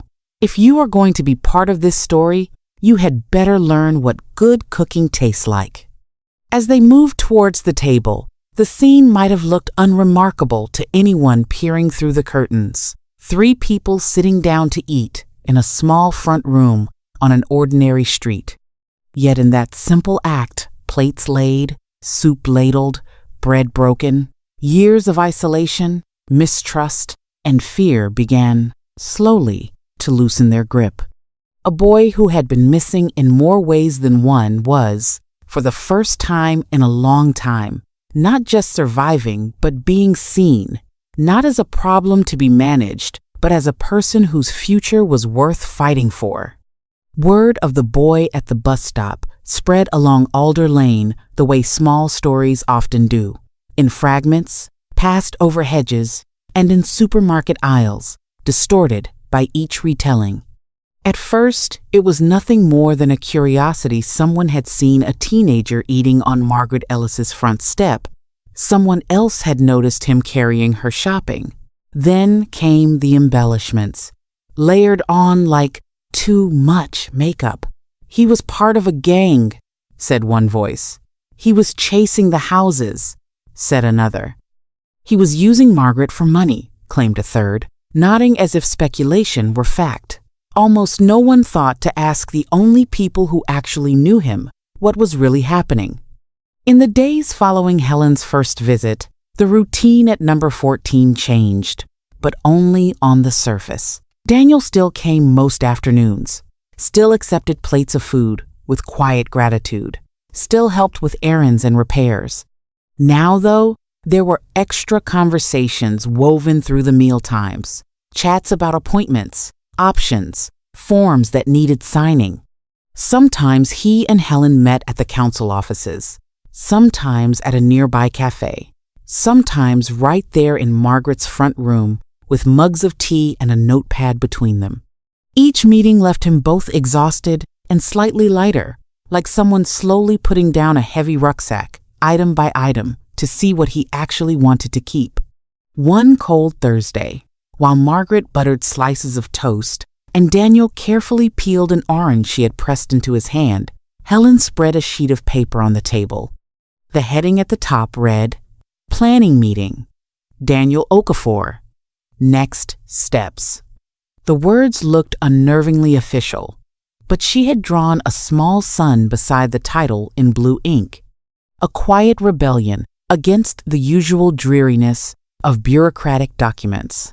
"We have a date for the family group conference," she said, glancing between Daniel and Margaret. "Next Tuesday, 3 o'clock, at the local community center. That way, no one has to trek all the way into town. I have booked a room with comfortable chairs, not the horrible plastic ones." Daniel frowned, turning an orange segment between his fingers. "Who is going to be there?" he asked. "Because if it is a room full of strangers talking about me like I am not there, I am not going." "You will be there," Helen replied, as the most important voice. "I will be there. My manager, Tom, might come for part of it, mainly to approve anything we agree. There may be someone from the supported lodgings team, so you can meet a person, not just a leaflet. And, if she is willing, Mrs. Ellis." "I am not missing it," Margaret said at once, setting the knife down with a soft clink. "You will need someone to pass you biscuits when the talking goes round in circles." Helen smiled. "There will be biscuits," she assured them. "I also invited your school's pastoral lead, Daniel, the one who wrote that note about you helping younger pupils before everything went wrong. She remembers you more fondly than you might expect. She said she would attend if her timetable allows. And I have sent a letter to your father's last known address, though I will be honest, I do not know whether he will respond." Daniel's expression shuddered at the mention of his father. "If he comes," he said flatly, "I am leaving. I do not want him there pretending he suddenly cares." "We will not force you to see anyone you do not want to see," Helen said. "If he does show up, we can arrange a separate conversation or simply tell him that, at this time, you are not ready. Your boundaries matter. This meeting is about your future, not about ticking boxes for estranged relatives." He relaxed fractionally, placing the orange segment back on his plate. "Okay," he murmured, "as long as that is clear." While they planned, the rest of Alder Lane moved through its ordinary routines, unaware that decisions made in a small community room would soon ripple out to touch every house. Brenda, however, remained uneasy. She had seen the woman from the council arrive more than once, watched Daniel come and go with his shoulders a little straighter, and instead of reassuring her, the activity deepened her suspicion. In her mind, involvement from services confirmed that something serious was amiss. One evening, as they stacked hymn books after choir practice, she cornered the vicar, a gentle man named Peter, whose sermons often drifted into stories about compassion that made some congregants shift uncomfortably in their seats. "Peter," she began, in the tone that always heralded a complaint disguised as concern, "have you noticed that boy hanging around Margaret's place? I saw a council worker going in the other day. It is all very worrying.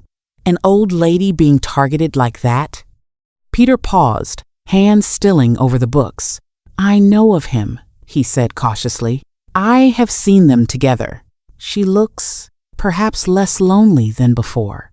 "That is not the point," Brenda insisted. "He is homeless, no doubt about it, from some rough background. You know what that can bring. Drugs, theft, goodness knows what else. We should be discouraging that sort of thing, not practically inviting it onto our doorstep." Peter regarded her for a long moment, his calm gaze doing more to unsettle her than anger would have. "Do you remember Amaka?" he asked gently. "Nurse at the hospital, sang in the alto section, always laughed too loudly at my terrible jokes." The question caught Brenda off guard. Of course, she said, softening despite herself. She was lovely. Tragic. What happened? That boy is her son, Peter said quietly. He is not some nameless threat. He is a child of this parish, even if we have not done a good job of acting like it. Margaret is doing what many of us like to preach about, feeding the hungry, welcoming the stranger. Only in this case, the stranger is not really a stranger at all. Brenda opened her mouth, then closed it again. The information did not fit neatly with the image she had constructed in her mind. I did not know, she said, faintly defensive. No one told me. Did you ask? Peter replied, not unkindly. She flushed, bristling. I still think it is risky, she muttered. But the certainty behind her words had been chipped. Amika's memory complicated the narrative she had been so ready to believe. While opinions shifted and wavered in side conversations and church halls, Daniel's world narrowed to a handful of crucial moments. On Monday, he met with someone from the supported lodgings team, a woman called Rhea, who wore a bright scarf and had an easy laugh. She described a house not far from Alder Lane, run by a middle-aged couple who took in 1 or 2 young people at a time. There would be chores, curfews, expectations about school or training, but also a lock on his own bedroom door and the chance to decorate it how he liked. Do they know I am me? He asked awkwardly. That I ran away once, that I do not always sleep well, that sometimes I get angry. They know you are 16 and have been through more than is fair, Rhea replied. They know they are not adopting you. They are offering space and guidance. They have done this with other young people before. Some stayed, some moved on. They do not expect perfection. He mulled that over, unsure what to make of adults who seemed prepared for complexity instead of pretending it did not exist. On Tuesday afternoon, the community center smelled faintly of disinfectant and instant coffee. In the small meeting room Helen had booked, chairs were arranged in a loose circle rather than in rows, a subtle reminder that this was meant to be a conversation, not a tribunal. A plate of biscuits sat on the table, alongside a jug of water and a stack of plain paper with pens. Sunlight filtered weakly through frosted windows, catching dust motes in the air. Daniel arrived with Margaret, their steps in sync, her arm looped lightly through his, as if escorting a grandson rather than a boy she had only recently welcomed into her life. He wore Harold's jumper again, freshly washed, the sleeves rolled back to reveal his wrists. His eyes darted around the room, noting exits, faces, the distance between chairs. Helen greeted them with a smile that held more nerves than she let show. Beside her sat Rhea, the supported lodgings worker, and Tom, her manager, whose kind eyes and slightly rumpled appearance gave him the air of a favorite uncle. A few minutes later, the door opened again, and a woman in her 50s stepped in, clutching a folder and a well-worn satchel. Sorry I am late, she said, slightly out of breath. Year 9 decided to discover fire alarms during lunch. I am Mrs. Patel, the pastoral lead from Daniel's old school. Daniel stiffened, then blinked as recognition sank in. You are the one who ran that breakfast club, he said slowly, with the toast and cereal. Mrs. Patel's face lit up. And you are the one who used to make tea for the younger ones when they came in shivering, she replied. I have been wondering how you were. The warmth in her voice cut through some of the frost he still carried from school memories, dominated by shouting and detentions. The meeting began not with forms or assessments, but with stories. Helen had insisted on it in her planning notes. We are going to start, she said, once everyone had settled, by talking about what is strong in Daniel's life, not just what is hard. It is too easy for meetings like this to become lists of problems. Today we are going to name the good things first, so we remember what we are building on. It felt strange to Daniel. Listening as adults took turns saying positive things about him. Margaret spoke of his kindness and carefulness, how he always tidied his plate and never took more than she offered. Mrs. Patel mentioned his patience with younger pupils and his knack for explaining homework in ways that made sense. Rhea highlighted his honesty in their earlier conversation, how he had not sugarcoated his fears. Tom, though he had never met Daniel before, said that any young person who still turned up to a meeting like this, after everything he had been through, clearly had resilience. When it was his turn, Daniel shifted uncomfortably. "I do not know what to say," he admitted. "Talking about good things feels weird." "You can say what you want to be different," Helen suggested. "That is also a kind of strength, knowing what you do not want your life to look like." He thought for a moment, staring at a knot in the wooden table. "I do not want to keep waking up, wondering where I can sleep next," he said slowly. "I do not want to feel like I am always about to be moved on, or yelled at, or kicked out. I want to be somewhere I can leave my stuff without worrying it will be gone. I want to go back to college maybe, or do something with music. I used to like playing piano at school." He flushed slightly, as if this dream were too fragile to expose. Mrs. Patel's eyes lit up. "You were good," she said. Surprising him, "I remember. You played at assembly once. I still tell other students about you when they say it is too late to pick up an instrument."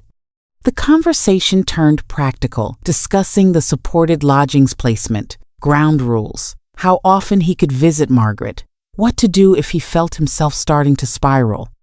Agreements were written down in simple language.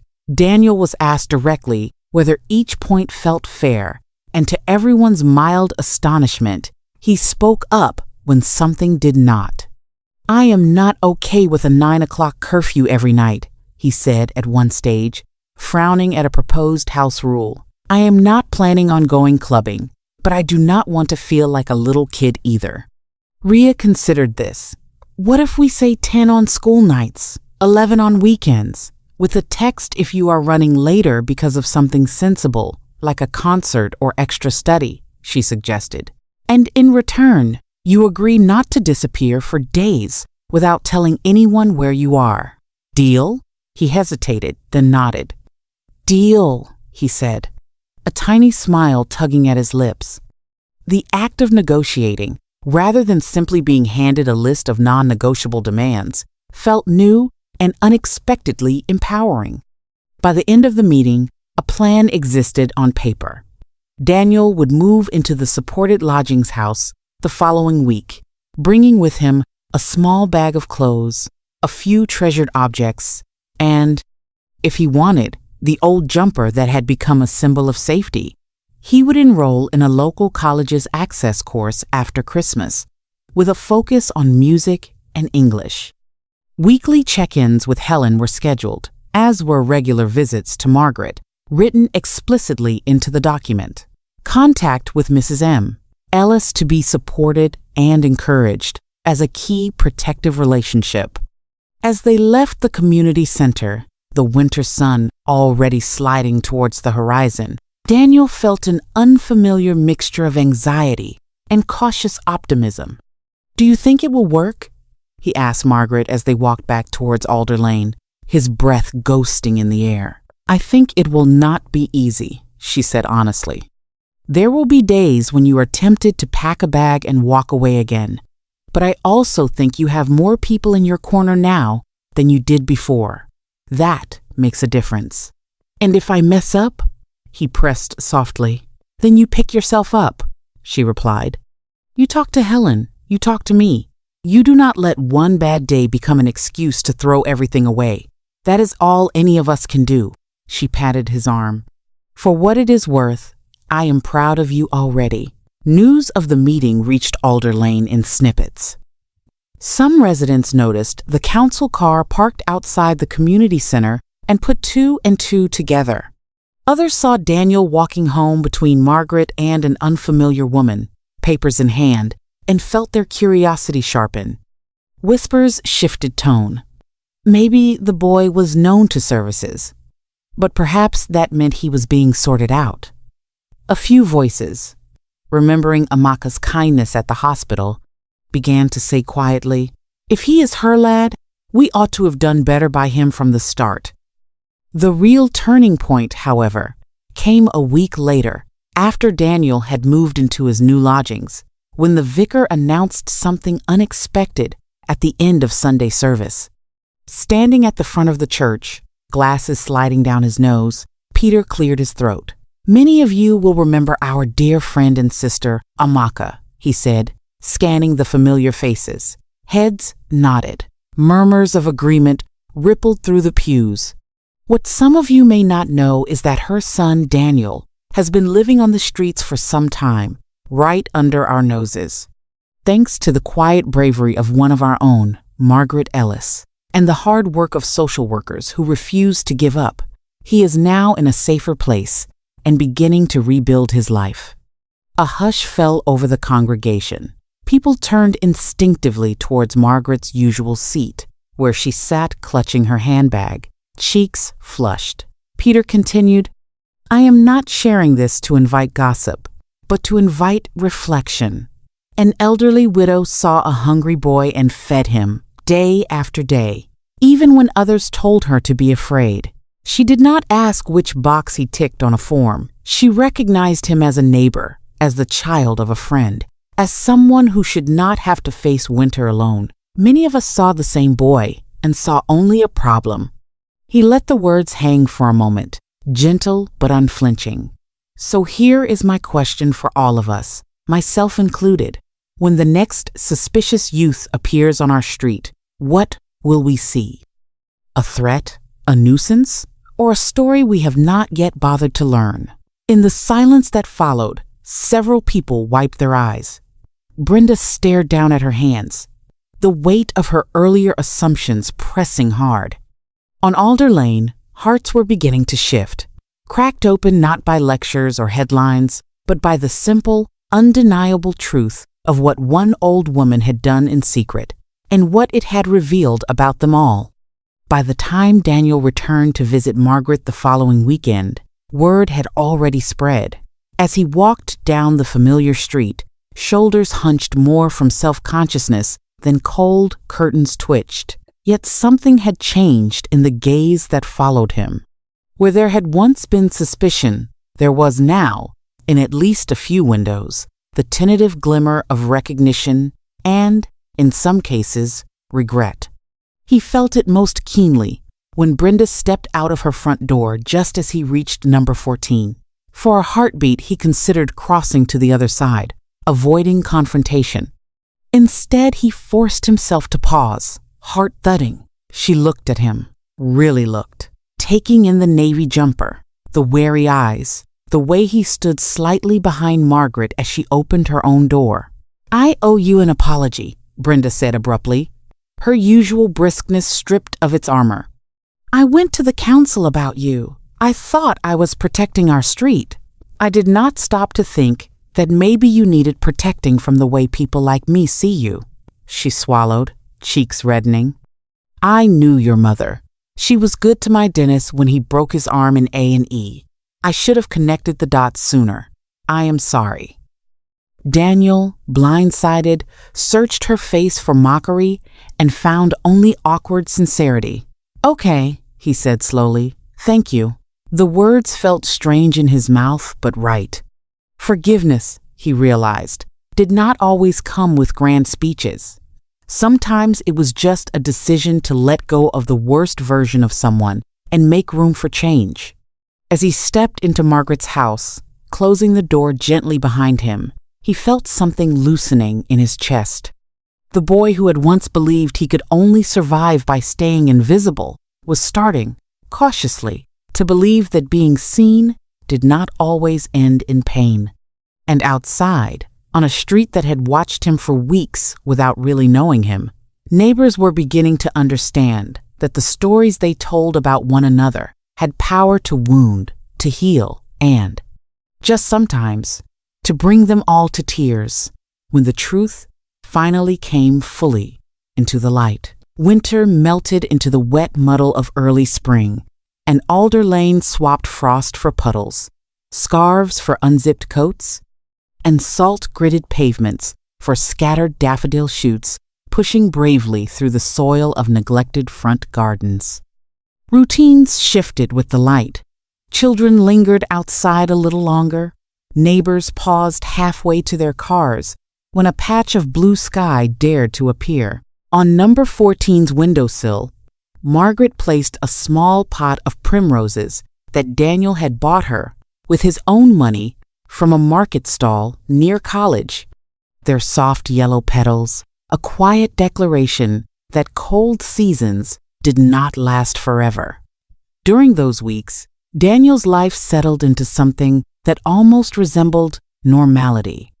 Mornings were for college, where he joined an access course combining English, basic maths, and, to his astonishment, a music module that offered free practice time on slightly battered pianos tucked into soundproofed rooms. Afternoons were sometimes spent at the house with Syra and Imran, navigating the strange comfort of a kitchen where someone else washed mugs without muttering. And evenings he often reserved for Alder Lane, dropping by number 14 with a regularity that made the street's earlier rumors feel like a story from another town. Each visit added new details to his growing sense of belonging. He knew now which floorboard creaked outside Margaret's bedroom, which cupboard door never quite closed, which mug she reached for when she needed comfort rather than caffeine. He had helped her register for a new GP appointment, patiently waiting on hold, while tinny classical music crackled through the phone, and he had shown her how to adjust the subtitles on her television when her hearing played tricks on her.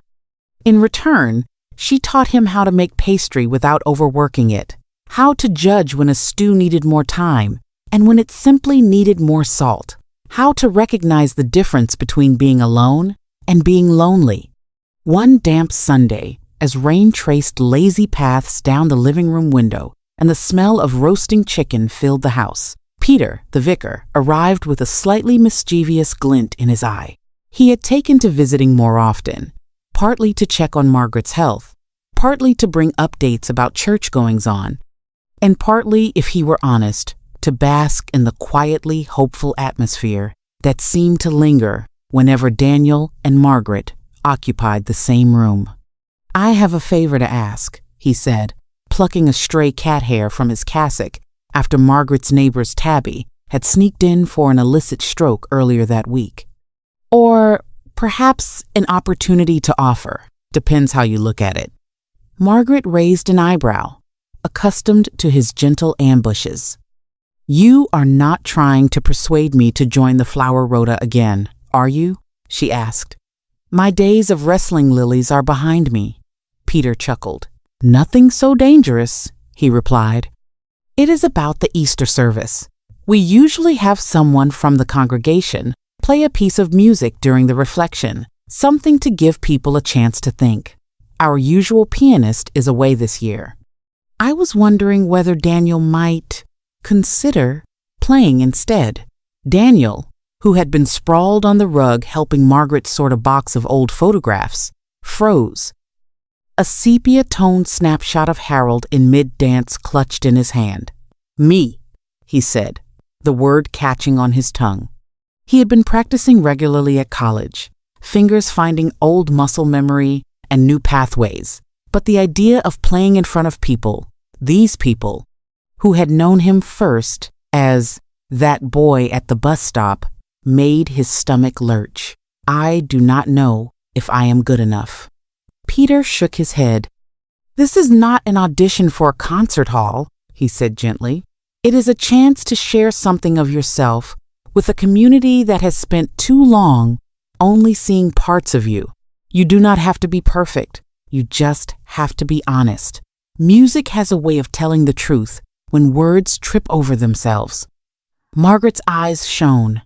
"I think it is a wonderful idea," she said. "Only if you want to, of course. But imagine your mom seeing you at that piano. She used to say, 'Your fingers were born for keys.' Remember? She had pieced that detail together from Daniel's stories and hospital nurses' comments. The image of Amaka watching her son play tugged at both their hearts. Daniel stared at the worn carpet for a few moments, thoughts skittering like raindrops on glass. Fear, doubt, a flicker of pride he barely dared acknowledge all battled silently. He imagined, standing at the front of the church, every eye on him, hands sweating, notes blurring. He also imagined the feel of keys under his fingertips, the way melodies sometimes slipped out that captured feelings he could not voice. Grief, gratitude, anger, hope. What would I even play? He asked, more to buy time than because he lacked ideas. Peter's gaze softened. Anything that feels true to you, he said. A hymn arranged your way, a piece you have been working on at college, even something you improvise on the day. This is not a performance for applause. It is a conversation with people who have finally started listening. In the end, it was that last phrase, people who had finally started listening, that tipped the balance. Daniel had spent so long either invisible or misunderstood that the chance to speak without words, to let sound carry what sentences could not, felt too important to refuse. He nodded, heart thudding. Okay, he said quietly. I will try. The weeks leading up to Easter became a blur of practice, squeezed between college assignments and dinners at number 14. Helen, when she heard about the plan, grinned broadly. I will be there, she promised. I have always wanted to attend a service where my job is to sit still and listen instead of fill out forms at the back. Rhea, hearing secondhand, adjusted Daniel's weekly review meeting so it would not clash with rehearsal time. Even Syra and Imran got involved, insisting he use the slightly out-of-tune upright piano in their living room when college rooms were booked. I grew up in a house where someone was always making noise, Syra said one evening as she stirred a pot of curry, listening to his tentative chords drift down the stairs. Silence feels wrong now. Play, please. It makes this place feel like a home. On Alder Lane, whispers about the upcoming service began to circulate. Apparently that boy is playing the piano, someone at the corner shop murmured, half skeptical, half intrigued. Margaret's lad, you know, the one from the council story. Some expressed surprise. Others recalled, with a jolt, seeing him hunched on that bench months before, hands tucked into his sleeves. The contrast between that image and the idea of him seated at the church piano unsettled and fascinated them. Easter Sunday dawned crisp and bright, sunlight pouring through a sky scrubbed clean by overnight rain.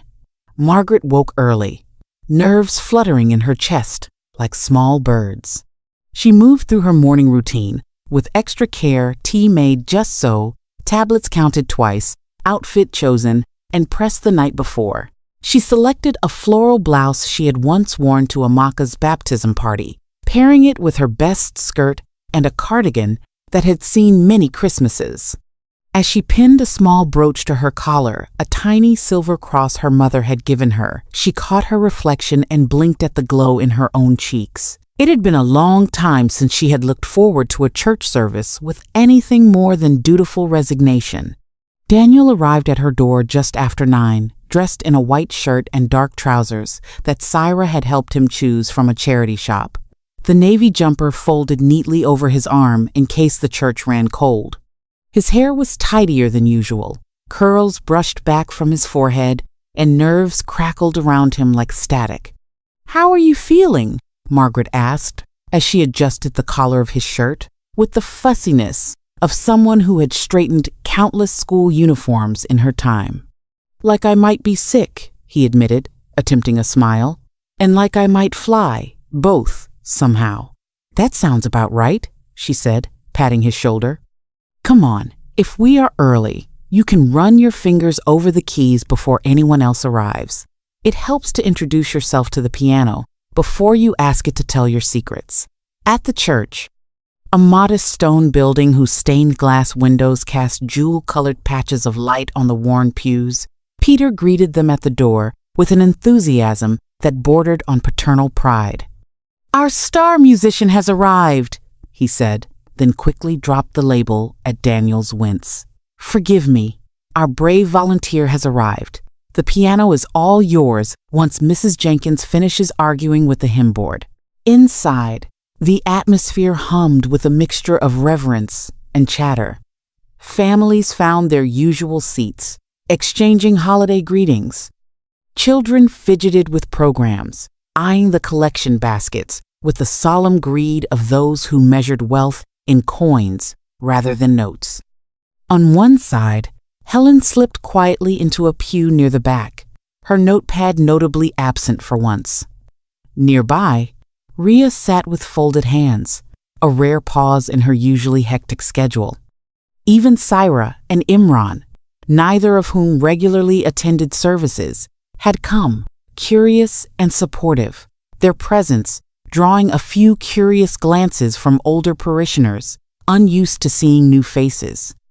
Daniel approached the piano with the cautious reverence of someone greeting an old friend after a long separation. It stood near the front, slightly scuffed, its varnish worn away in places by decades of hands. He lifted the lid, exposing keys that bore the scars of countless hymns. Gently, he pressed a few, testing their action, finding the spots where the sound was slightly dull, the ones that sang out true. The instrument was not perfect, but then, he thought, neither was he. Perhaps that was fitting. As the service progressed, songs sung, prayers offered, familiar readings spoken in familiar cadences, Daniel sat on the edge of the front pew, hands clasped, barely hearing the words. Margaret squeezed his arm occasionally, a small tether to the present. When the moment finally came, Peter's voice softened. "We will now take a few moments for reflection," he said.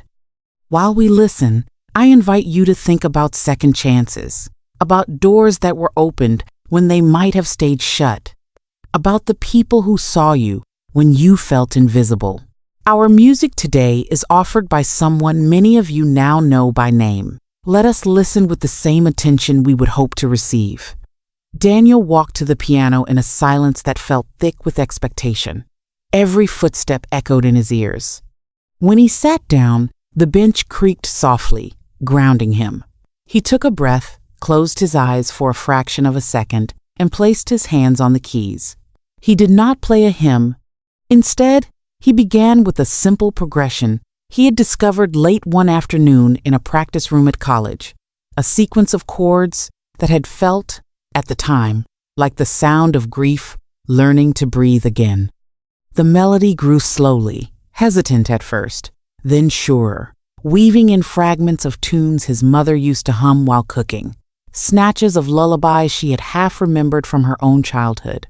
Between those motifs, he threaded new lines, shaped by nights on buses, by the taste of rain, by the warm glow of Margaret's lamp in a cold world. As he played, something in the congregation shifted. People who had once walked past him without seeing now found themselves caught by the intensity in his posture, the way his fingers seemed to speak a language older than words. The notes swelled and fell, carrying sorrow without despair, hope without naivety. Margaret watched with tears sliding freely down her cheeks, seeing not just the young man at the piano, but the little boy who had once fallen asleep in a church pew with a biscuit clutched in his hand while his mother sang. Helen felt a lump rise in her throat as she realized, perhaps more viscerally than ever before, what it meant for a system's failure to be redeemed, in part by the stubborn love of one person who refused to wait for permission to act. Brenda, sitting stiffly between neighbors she had once fueled with gossip, pressed a hand to her mouth. She thought of the day she had gone to the council, words like suspicious and threatening tumbling from her lips. To hear now, in the fluid rise and fall of his music, the complexity of the boy she had reduced to a warning story made her eyes sting. When the last chord faded, hanging in the air like a held breath before dissolving into the soft rustle of clothing and quiet sniffles. There was no immediate applause. For a moment, no one quite knew what to do with the emotion that had been placed gently in their hands. Then, slowly, someone at the back began to clap, a single pair of hands breaking the spell. Others joined in, tentative at first, then firm, not out of habit, but from a genuine need to acknowledge what they had just witnessed. Daniel stood, awkwardly, and gave a small nod before returning to his seat beside Margaret, cheeks flushed, heart pounding. She took his hand in both of hers and squeezed. "Your mother heard every note," she whispered, voice thick. So did this whole street, whether they were ready or not. After the service, the aisle became a corridor of hesitant apologies, unexpected praise, and shy questions. People who had once crossed the road to avoid him now stopped to say, "That was beautiful," or "You have a gift," or simply, "Thank you." Mrs. Patel, who had slipped in at the back halfway through, hugged him with the fierce affection of a teacher watching a former pupil defy bleak predictions. Even Mr. Harris, gruff and economical with compliments, managed, "You played like a man twice your age," in the best way, before retreating with a grumble about dust in the air. Yet, the moment that lodged deepest in the collective memory of Alder Lane came later, in the churchyard, when Peter invited Margaret and Daniel to stand at the small memorial tree planted years earlier in Amaka's honor. As the congregation gathered round, the vicar spoke briefly about a nurse who had given so much of herself to strangers, and a son who was now, at last, receiving some measure of that care in return. Then, almost spontaneously, people began to share stories. The night Amaka had stayed past her shift to sit with a frightened child. The way she had organized food parcels for struggling families at Christmas. The jokes she had told in A&E that had made even the stern consultant laugh. With each memory, faces turned towards Daniel, tears shining not only for the woman they had lost, but for the boy they had failed to notice, until it was almost too late.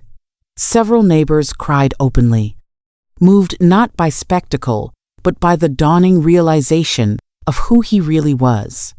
Not just the homeless black boy they had once whispered about, but Amaka's boy, a young man carrying her kindness in his fingers and her resilience in his bones, standing there, surrounded by people who had finally connected the dots between past and present, between the nurse who had tended their wounds and the son who had gone hungry on their doorstep. Daniel felt something break and mend at the same time.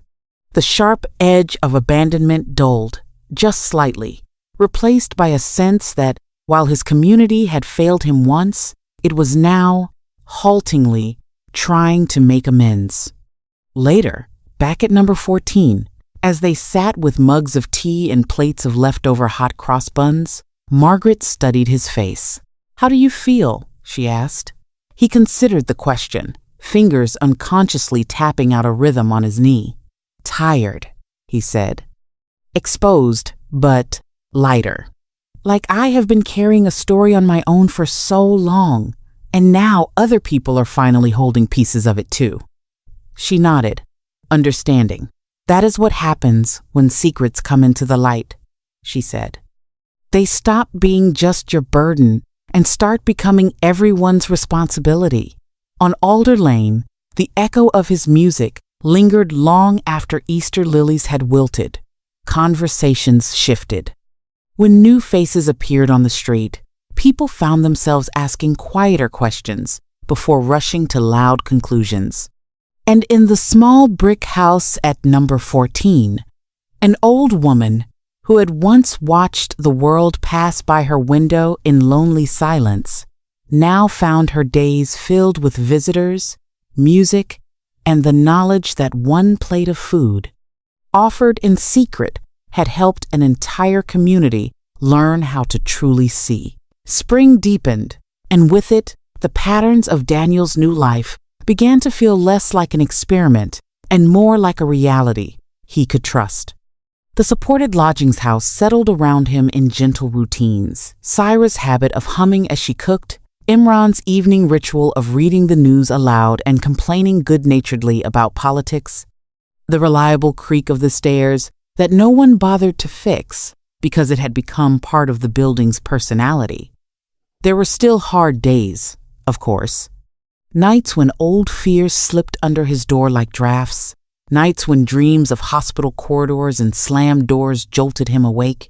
On those nights, he sometimes sat on the edge of his bed, clutching the side of the mattress, reminding himself out loud that he knew where he was, that his bag was still by the wardrobe, that the roof above him was not going anywhere. On more than one occasion, Syra knocked lightly and offered a mug of hot chocolate, saying nothing about the shadows under his eyes the next morning. College, too, brought its own mix of challenges and victories. Essays came back with scribbled comments about insightful analysis, alongside reminders to check his spelling. In maths, he wrestled with equations that seemed at first to speak a language entirely unrelated to anything useful, until a patient tutor linked them to budgeting and interest rates, suddenly making them feel less abstract. Music classes remained his sanctuary. There, behind soundproof doors, he discovered that composition offered a way to shape the chaos in his head into something ordered, something that could be replayed and understood. His tutor, a quietly intense man named Lewis, noticed. "You have an ear for emotion," Lewis said one afternoon, leaning against the doorframe, while Daniel hesitated over a chord progression. "Plenty of students can play what is in front of them. Fewer can make you feel what they are playing. You should think about pursuing this seriously." "Seriously how?" Daniel asked, wary of dreams that sounded too big. "College course. Maybe university later," Lewis replied. "Community projects, teaching, composing. Music is not just concert halls and record deals. It is therapy, education, film, worship, background tracks and cafes. There are more ways to make a life with it than people think." Daniel let the idea settle quietly in a corner of his mind, not ready to look at it directly, but unwilling to throw it away. For now, it was enough that he had somewhere to be most mornings, somewhere that expected his presence and noticed his absence. Through it all, his connection to Alder Lane and to Margaret remained the steady thread binding the weeks. He still visited number 14 several times a week, sometimes for dinner, sometimes just for tea and a chat.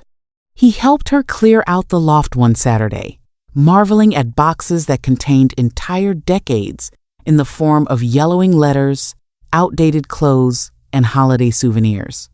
They laughed over questionable fashion choices from the 70s and sighed over school reports written in ink that had begun to fade. One afternoon, as they sorted a box of Harold's old paperwork, Daniel came across a folder labeled Will and Letters. He glanced at the title, then quickly set it aside, respecting the privacy of things that looked like they belonged to griefs already processed. Margaret, however, noticed. "That can stay closed," she said gently. "Harold left everything straightforward, and those letters were written for a time when I did not know how to go on without him. I know how, now. But there is something related I have been meaning to talk to you about." He looked up, suddenly alert. Conversations that began that way carried a weight beyond recipes or college timetables. "I have been thinking about what will happen when I am gone," she continued, saying it plainly, without the hushed tones people sometimes used around death, as if whispering could keep it at bay. "Do not pull that face. 81 is not young. I am not being morbid. I am being practical." A knot formed in his stomach. "You are not dying," he said reflexively, as if protest could alter biology. "Not today, God willing," she answered, "but one day. And I do not like the idea of you waking up then and discovering that everything we have built together is wrapped up in my being alive. That would not be fair. He swallowed, fingers tightening around the edge of the box. I have other people now, he said, half convincing himself. Syra and Imran, Helen, my tutor, people at college. It is not like before. I know, she replied, and I am grateful for that. But I would like to add one more layer, if you will let me. She reached into her cardigan pocket and pulled out a small envelope, its edges soft from being handled. I spoke to a solicitor at the drop-in clinic downtown. I have made a new will. There is not much this house, some savings, a life insurance policy that turned out to be worth more than I remembered. I have left the house to a housing trust that works with young people leaving care. I have told them I want it used as a small, supported home, somewhere warm and steady. And I have named you, by request, as someone who must be consulted about how it is run. His eyes widened. But it is your house, he protested. You worked for it. You and Harold. I have only been here a year in which you have carried my shopping, listened to my memories, rescued me from the terror of digital television menus, and reminded me that I am more than a woman waiting quietly to die, she said dryly. Consider us even. Her expression softened. More than that, though, I want this place to be for others what it became for you. A doorway back into community. You know better than any council official what that should look like. So I told them they ought to listen to you. Emotions surged through him too quickly to name gratitude, disbelief, fear of being entrusted with something so important. What if I mess it up? He whispered. Then you will fix it, she replied. With help, with all those people who now care whether you succeed. There is no prize for doing life alone, Daniel. She reached across and covered his hand with hers, the skin thin, but the grip surprisingly firm. Promise me something. He met her gaze. What? When I am gone, do not let this house become a museum, she said. Do not let them put up a plaque that makes it sound like I was extraordinary. I am not. I am simply someone who saw a hungry boy and did the obvious thing. Make sure this place stays loud and messy. Let new people burn toast in my kitchen. Let the piano your piano, because we both know you have claimed it be played badly by beginners and beautifully by those who stick with it. Promise me, you will not let grief make you freeze. His throat tightened.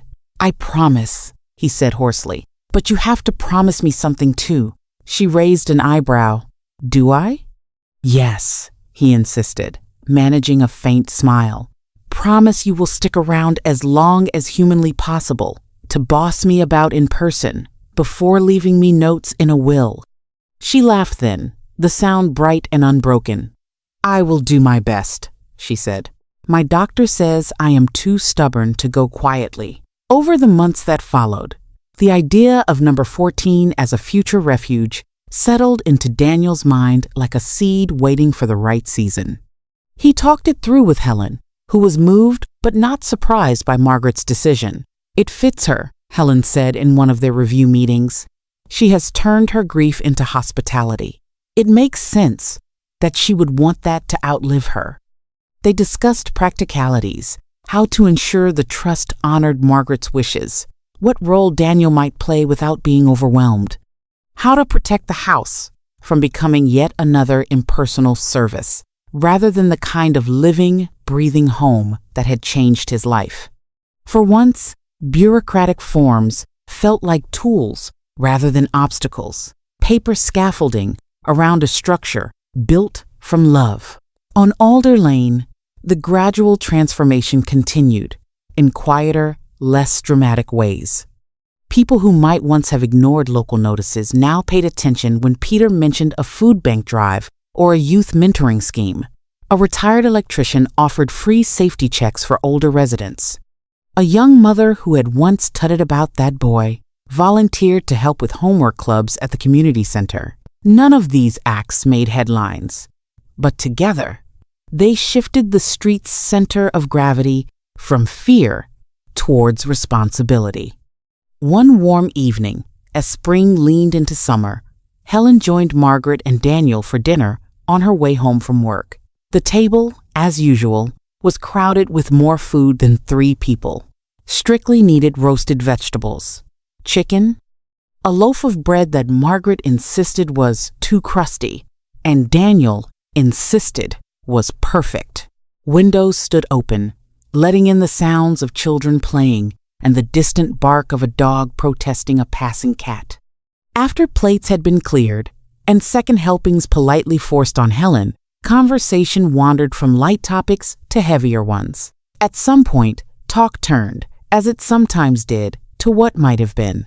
If you had not walked past the window that first day, Helen mused, what do you think would have happened? Margaret thought for a moment. I expect I would have watched the news, muttered about the state of the world, and gone to bed feeling helpless, she said. Same as everyone else. Daniel shrugged. I might have moved to another area, he said. Found another bench, another corner shop. Maybe I would have got picked up by the police again. Maybe not. Hard to say.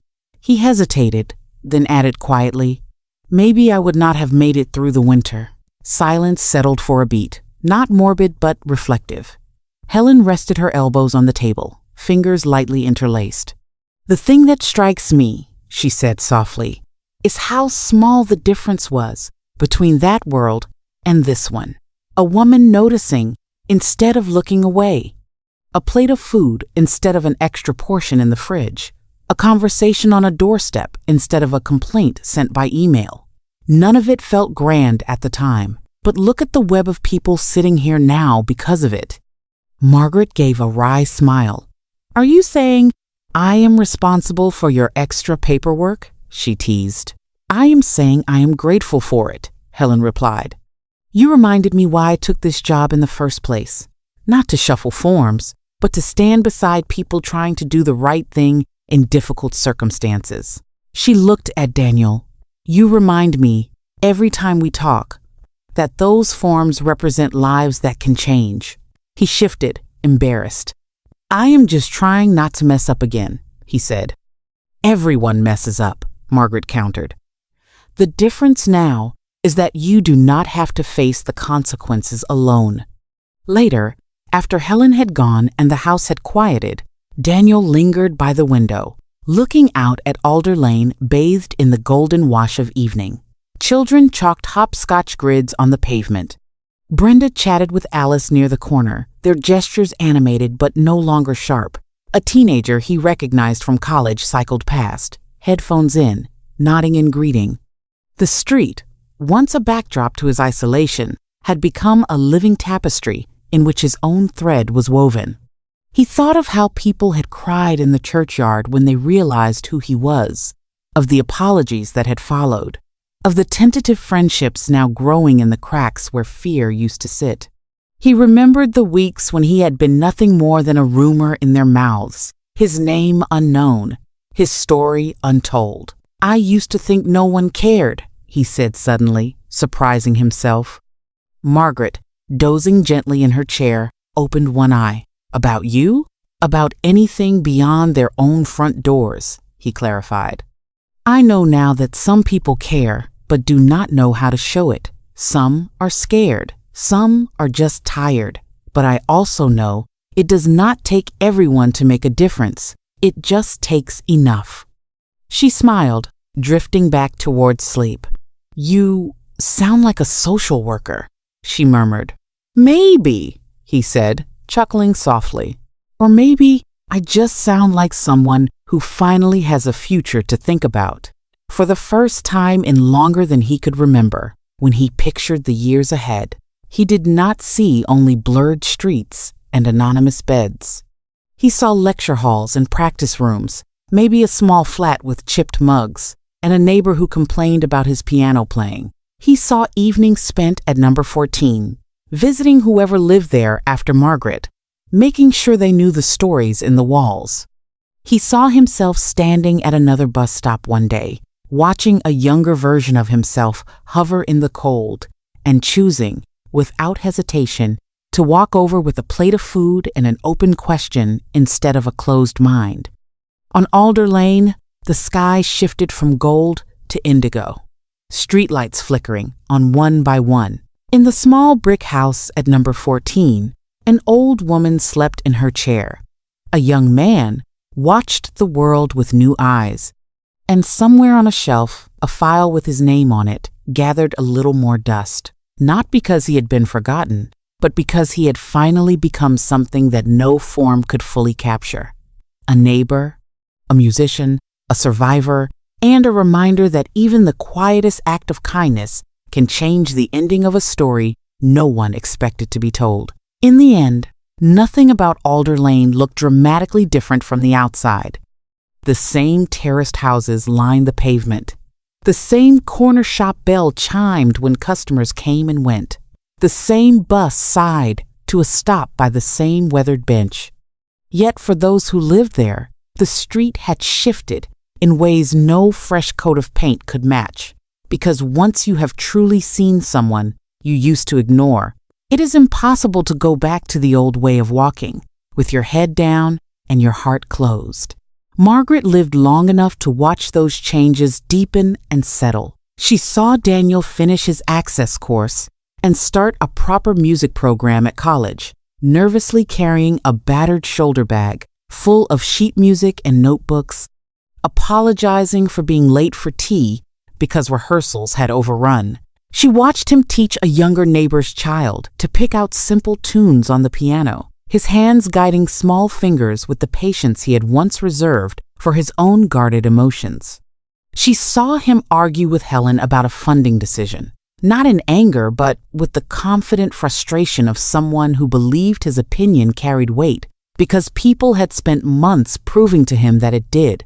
On the days when her knees ached and the walk from armchair to kitchen felt as long as the distance between countries, those glimpses of his unfolding life were enough to keep her moving.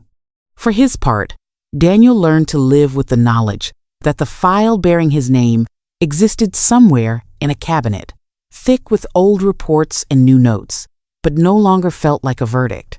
It became, in his mind, a record of chapters that had not been allowed to have the final word. The labels that had once pinned him to a narrow story, missing, at risk, hard to place, faded in the light of newer descriptions. Student, neighbor, volunteer at the youth club, the young man who played piano at community events whenever someone was brave enough to ask. The scars of abandonment and hunger did not vanish. Some nights, he still woke with his heart racing, reaching for a bag that was no longer by his side. But he no longer faced those shadows alone. He carried numbers in his phone that he trusted, names he could call without rehearsing apologies in his head first. He walked streets where people greeted him by name instead of looking through him as if presence without property were a crime. The biggest change, perhaps, lay with the neighbors who had once whispered behind twitching curtains. They did not all become saints overnight. Old habits took time to unlearn. Yet slowly, the instinct to rush towards suspicion dulled, replaced by a hesitating curiosity that sometimes bloomed, when given half a chance, into genuine concern. When a new family moved into a house 2 doors down, obviously struggling with money, it was Brenda who arrived first with a casserole and a list of local resources, remembering too vividly the day she had marched to the council about a boy she did not understand. When a teenager started hanging around the bus stop late into the evening, it was Mr. Harris who walked over, not to threaten police involvement, but to ask whether he was all right and if he needed directions or a phone. These were not grand gestures, just small course corrections. But small course corrections are exactly what prevent a story from sliding quietly and fatally off the edge. Years later, when Margaret did finally slip away, It happened in the gentlest way an old life can end. She fell asleep in her favorite chair, a blanket over her knees, the mantel clock ticking steadily, a familiar piece of music Daniel had recorded playing softly on the radio.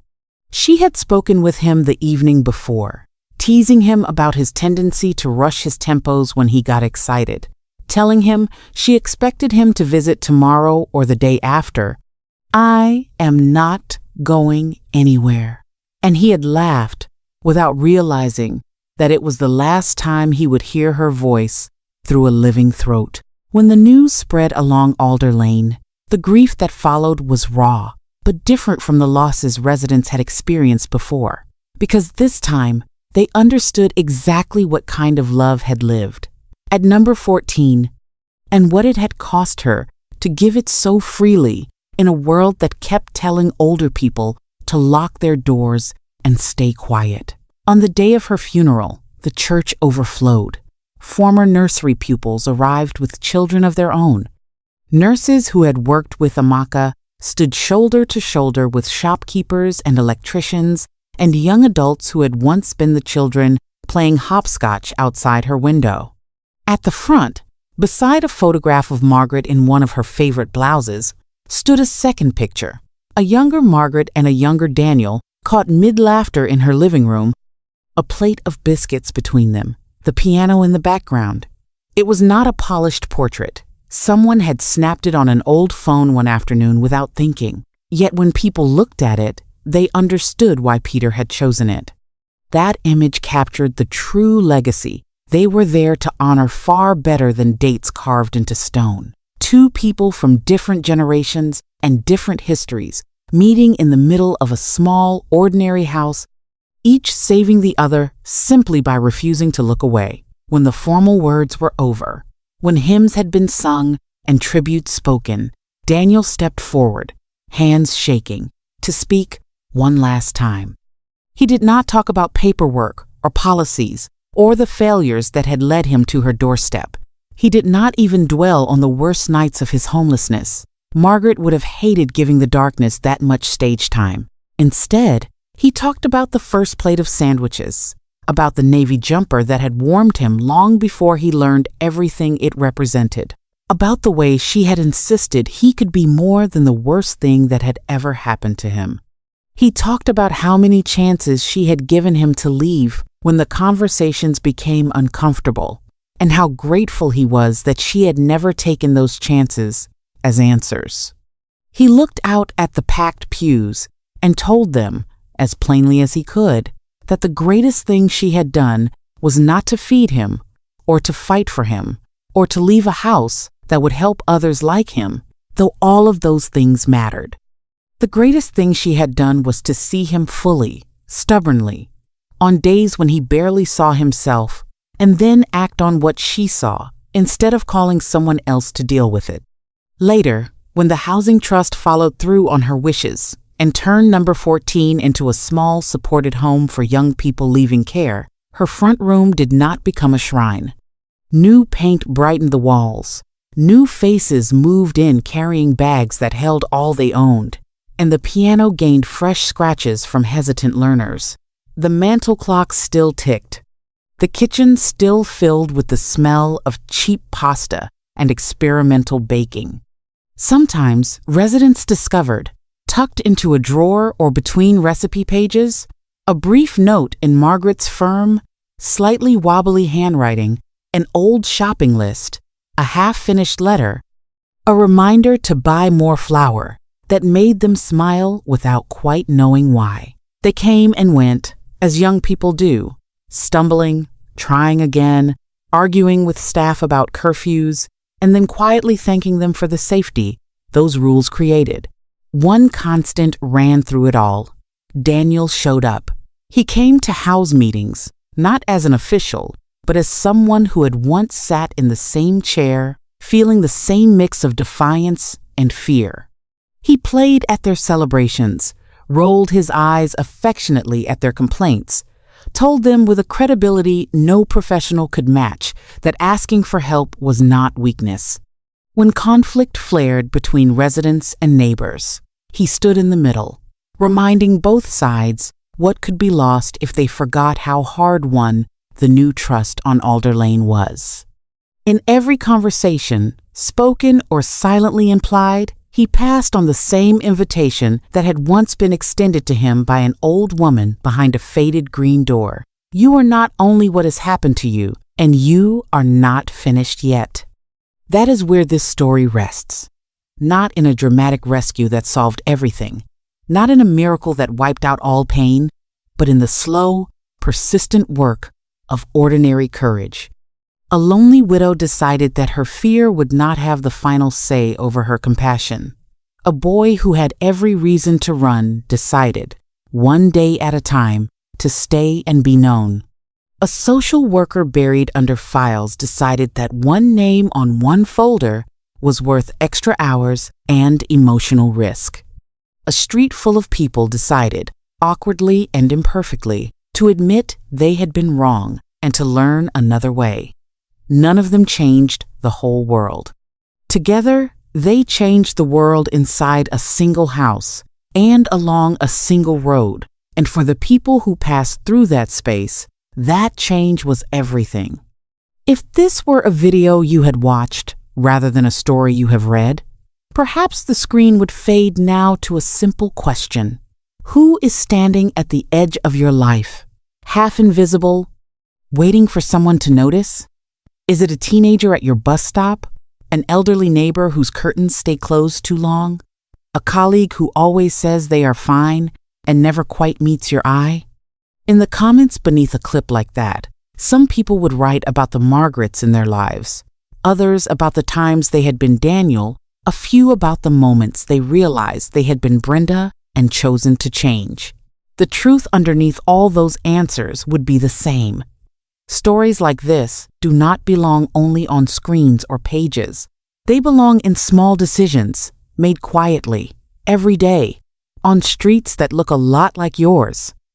Because in the end, the secret that old woman at number 14 discovered and passed on to everyone who watched her without meaning to is painfully simple.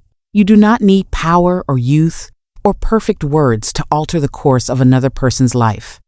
You need open eyes, a willing heart, and the courage to act on what you see, even if no one else is watching. Even if the first step is nothing more than a plate of food held out to a stranger who, one day, might turn out to be family.